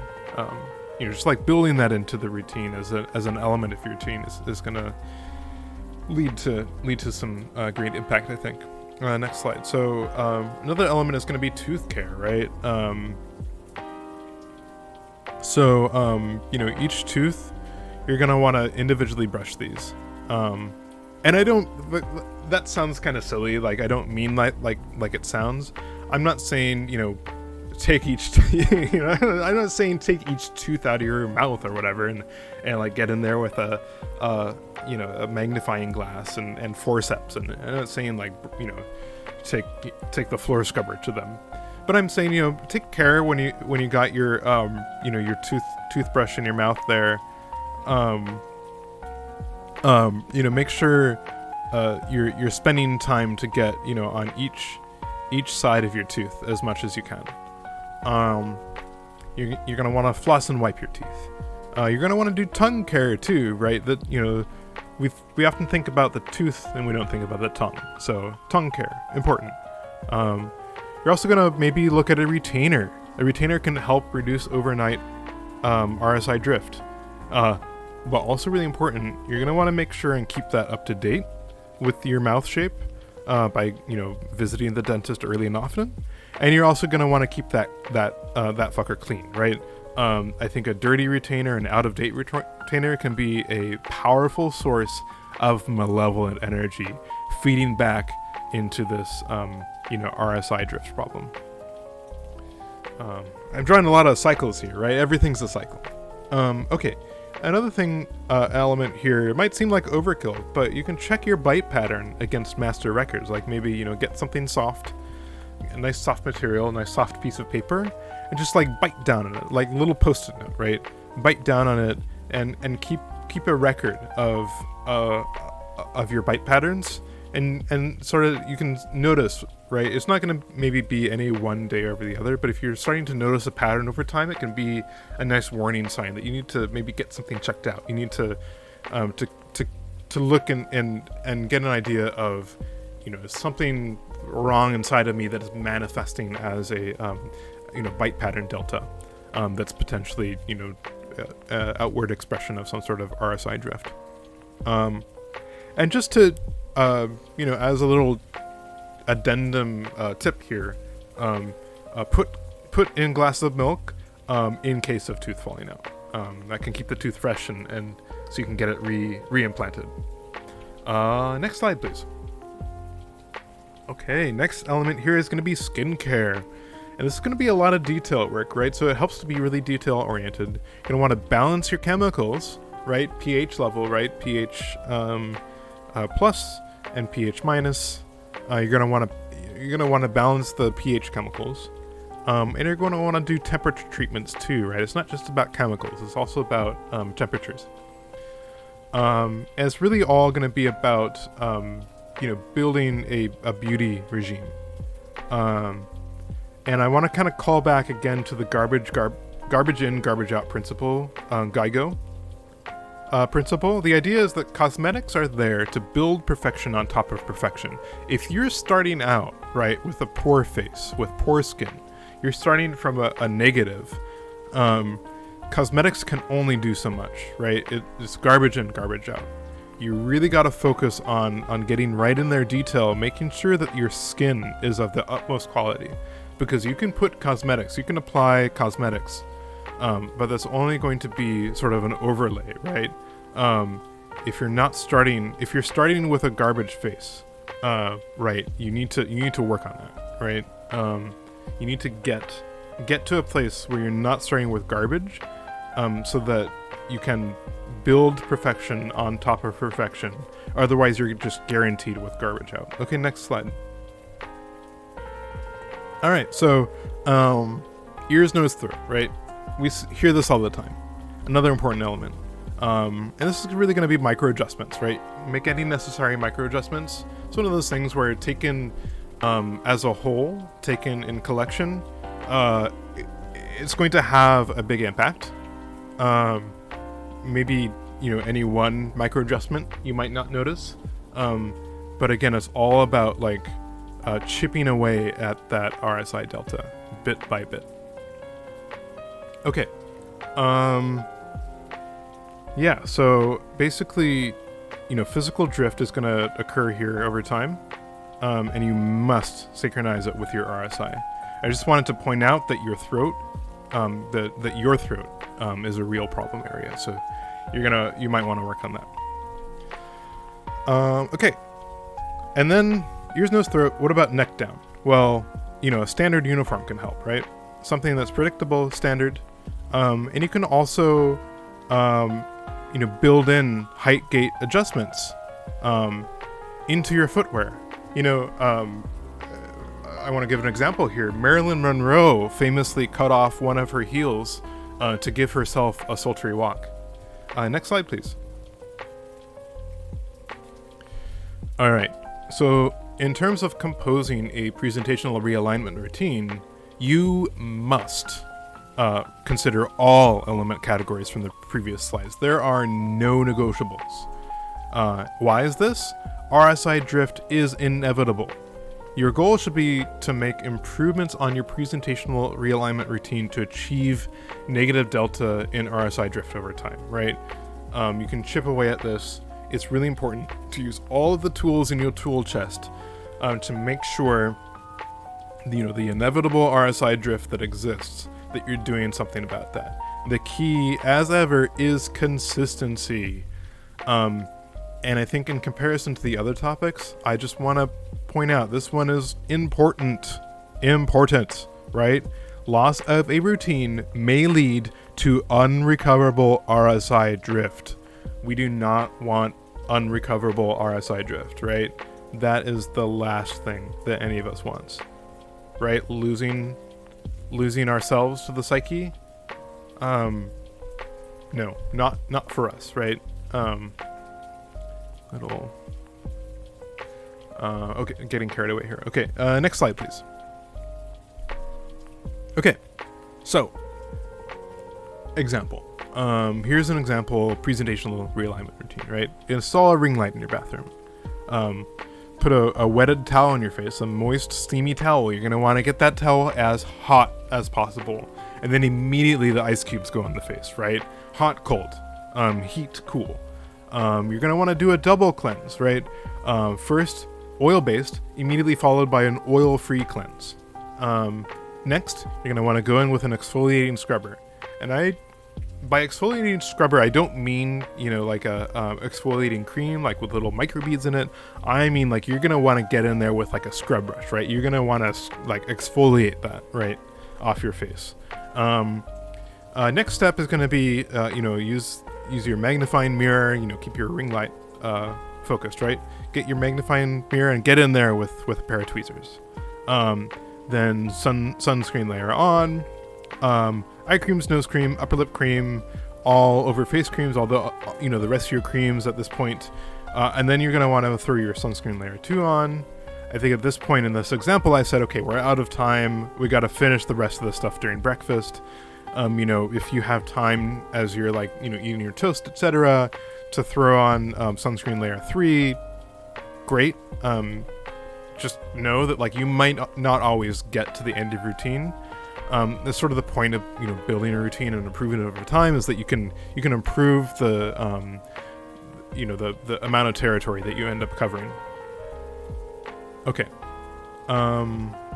Great, so let's go ahead and continue to the next slide here. Okay, so after all of this, right, the results of your successful presentational realignment routine. The you inside of you and the you staring back at you in the mirror are now one and the same. It's now safe to turn away from the glass, knowing that you'll still be, well, you. That was a close one. You got this.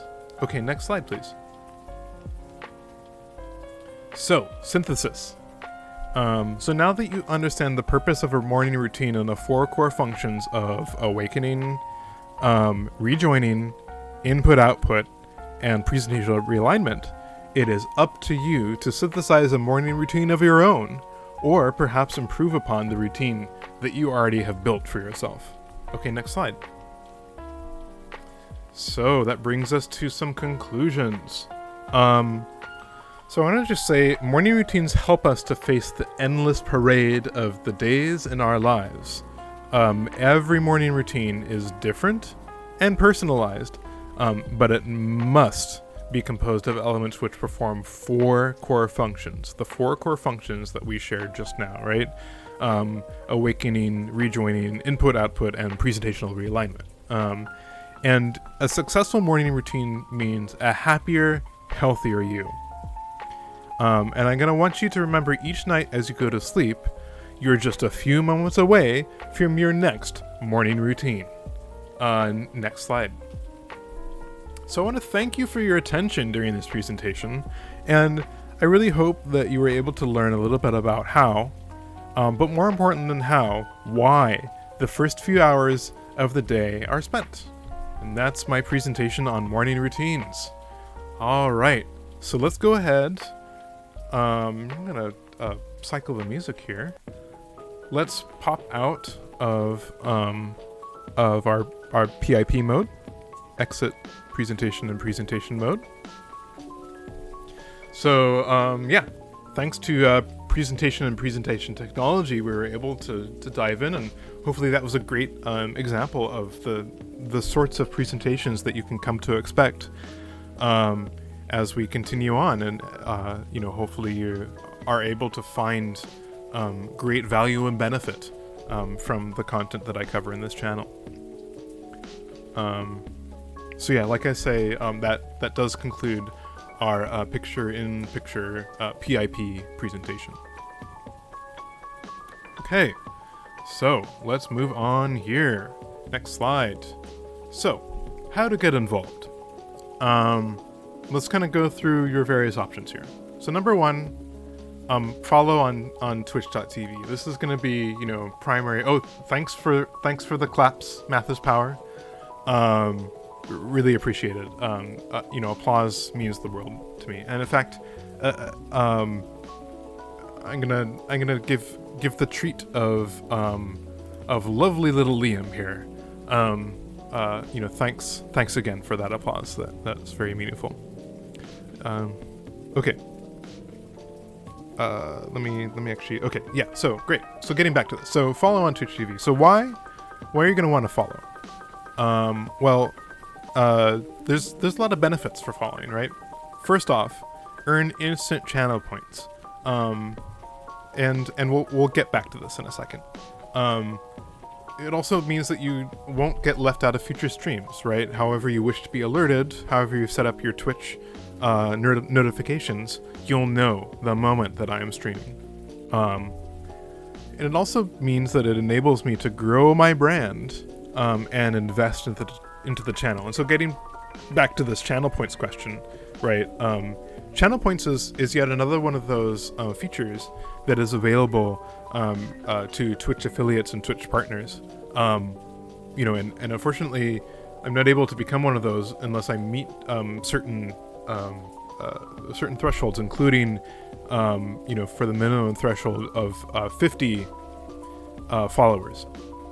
And so by following me on this twitch.tv channel, you can be a part of our slow march to channel points. And again, like we just saw with Liam, or with Fearsome Fabian, right? I will be coding up ability once we are able to utilize channel points for you to spend channel points on summoning Fabian. But until we get to this 50 mark, that's going to be really challenging. So please do give a follow. And if that wasn't enough, I will personally extend a message of thanks and support. Right? We had 3 follows during the stream. Looks like we got Crap Pound, ELC Files, and Mathis Power. Thanks for the follows. Very much appreciated.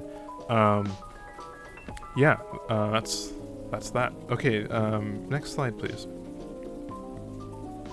Okay, so your next tactic here is going to be to join my Discord.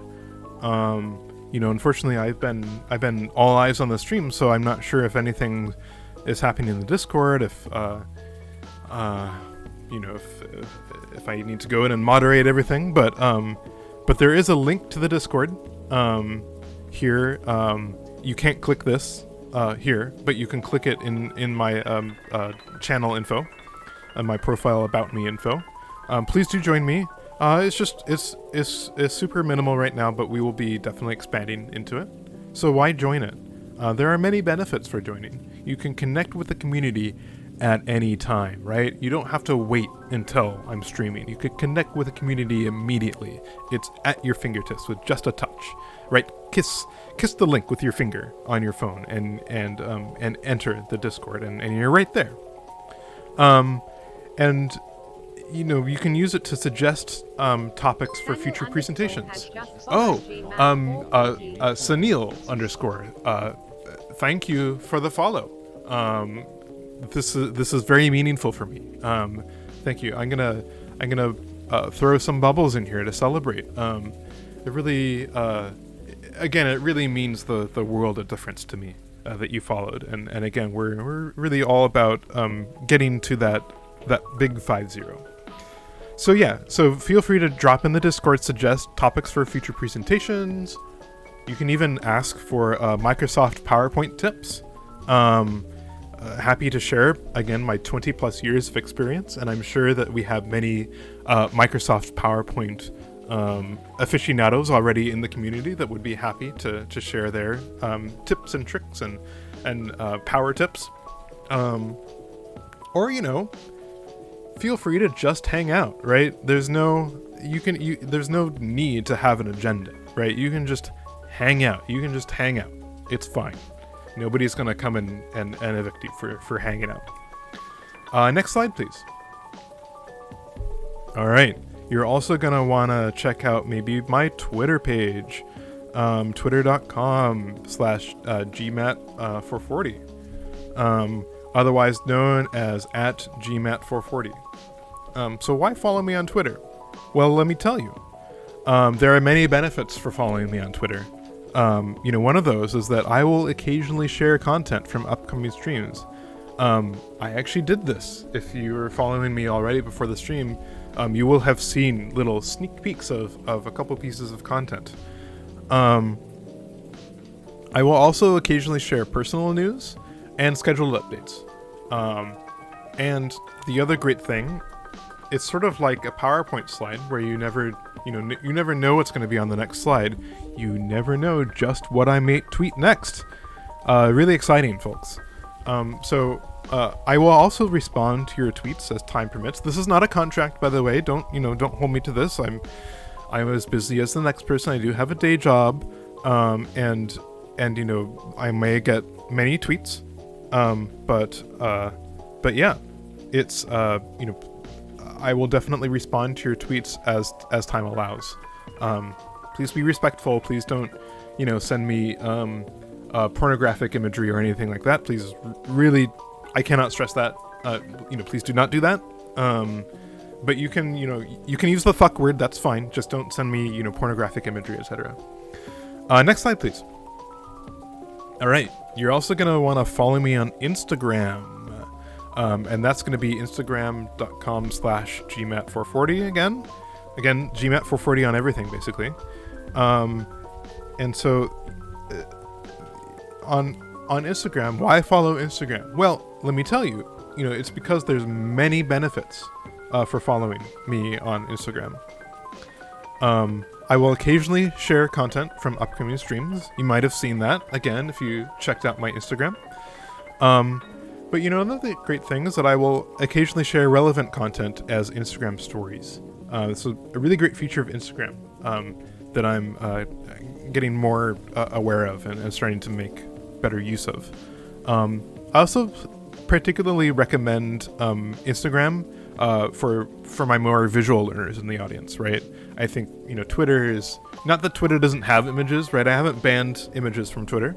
I definitely still use images on Twitter, but if you're more of a visual learner, I think you're probably going to love Instagram for what it has to offer. Okay, next slide, please. Okay, so I mentioned that you can suggest a topic in a Discord, but I also, and I might have actually mentioned this already in the presentation, but I also have a Google form for you to access. Oh, you can't see that. Let me change maybe purple. You can kind of see that. Does that work? Oh, that's kind of hard to see. Hold on. Let me erase all ink on slide. Let me try this. All right. Well, whatever. That's okay. So yeah. Again, you can't click on this link, but this link is actually the exact same link that I have. It's linked in my About Me section. So you can go down there, and there should be a little link that allows you to get out to this form. Feel free to basically suggest a topic. And why would you want that? Well, there have been many benefits for a suggested topic. One of them is you can have a say in the future content of the channel. Number two is you can learn something about which you always wanted to learn about, and you can teach me, right?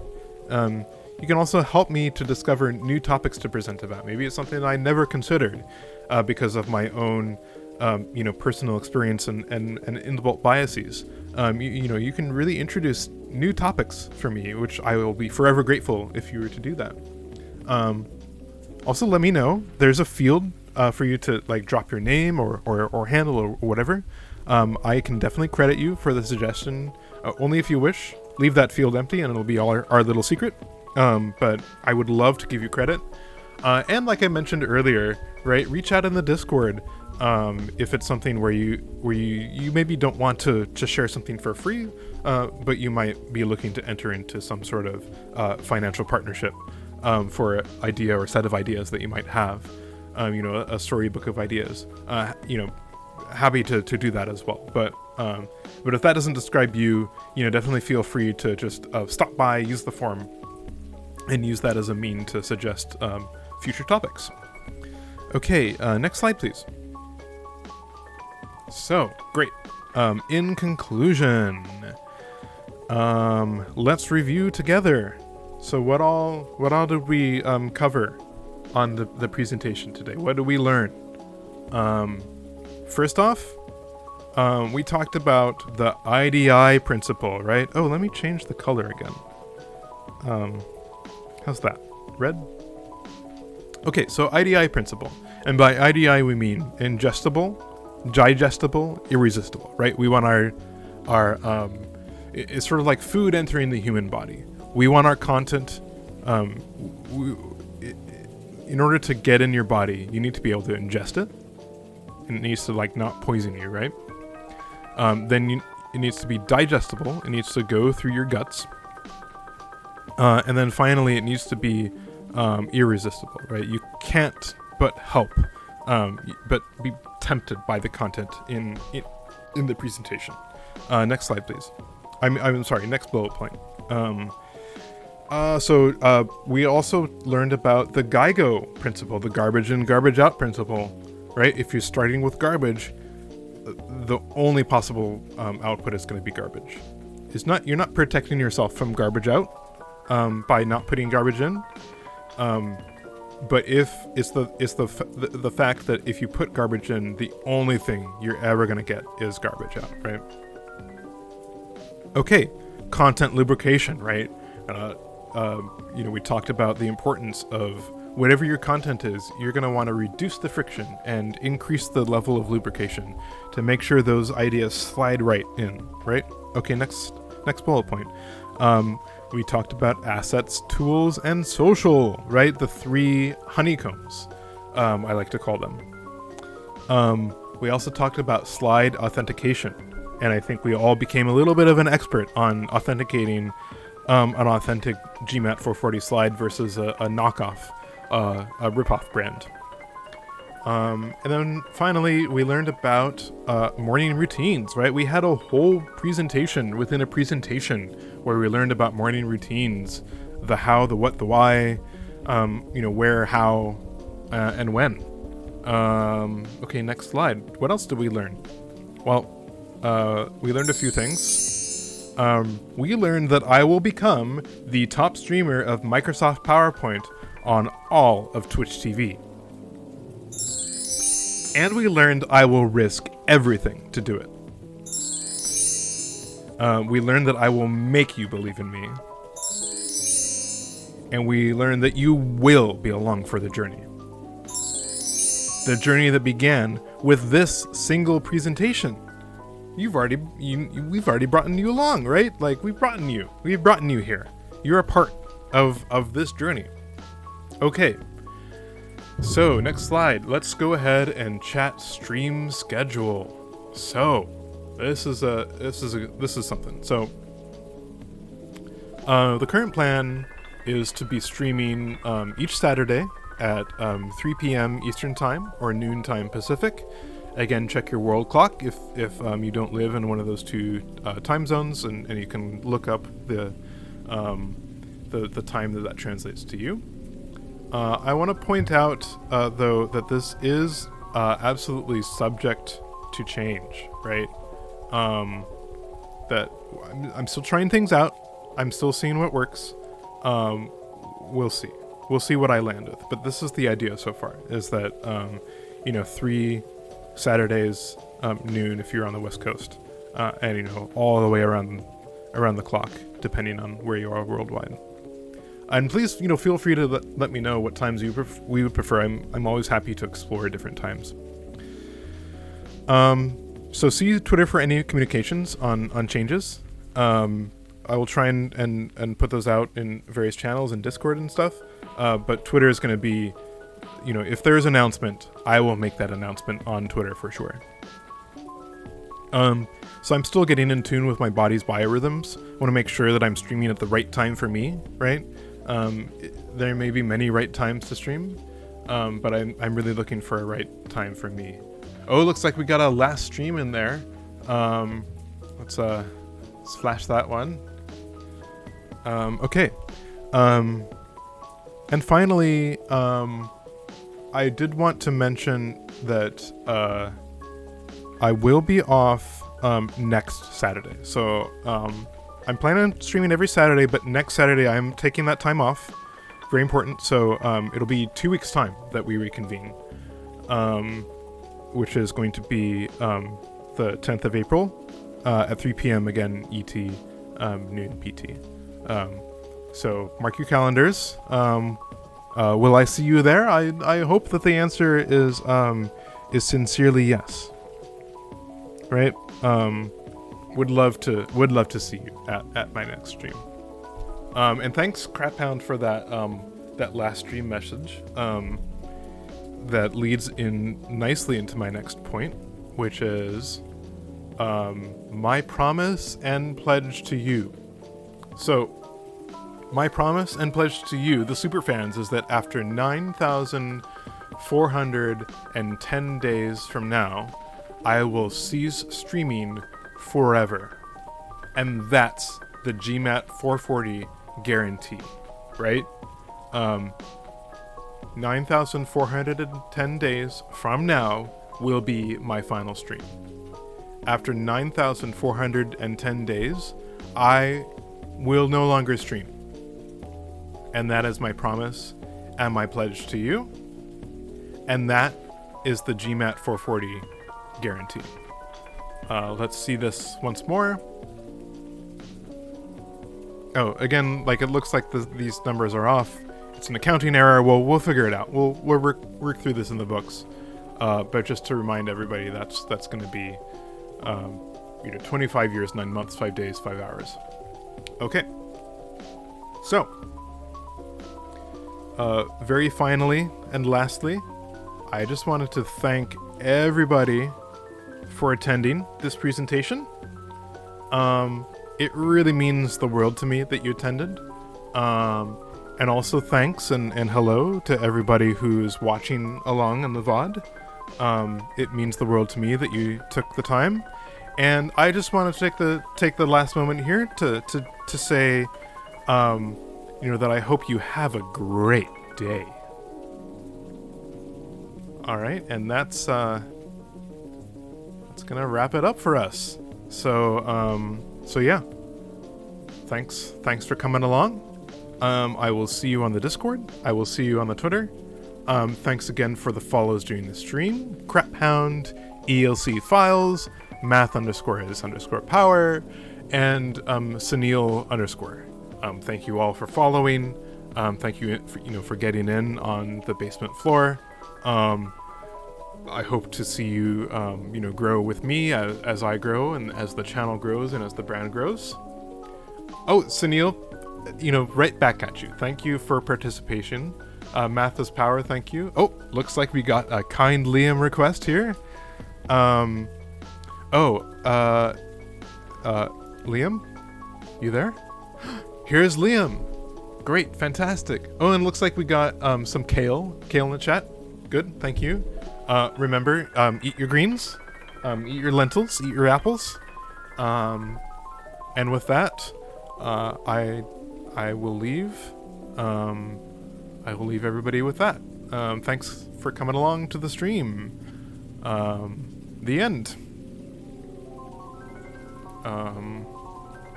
How do I turn off my microphone?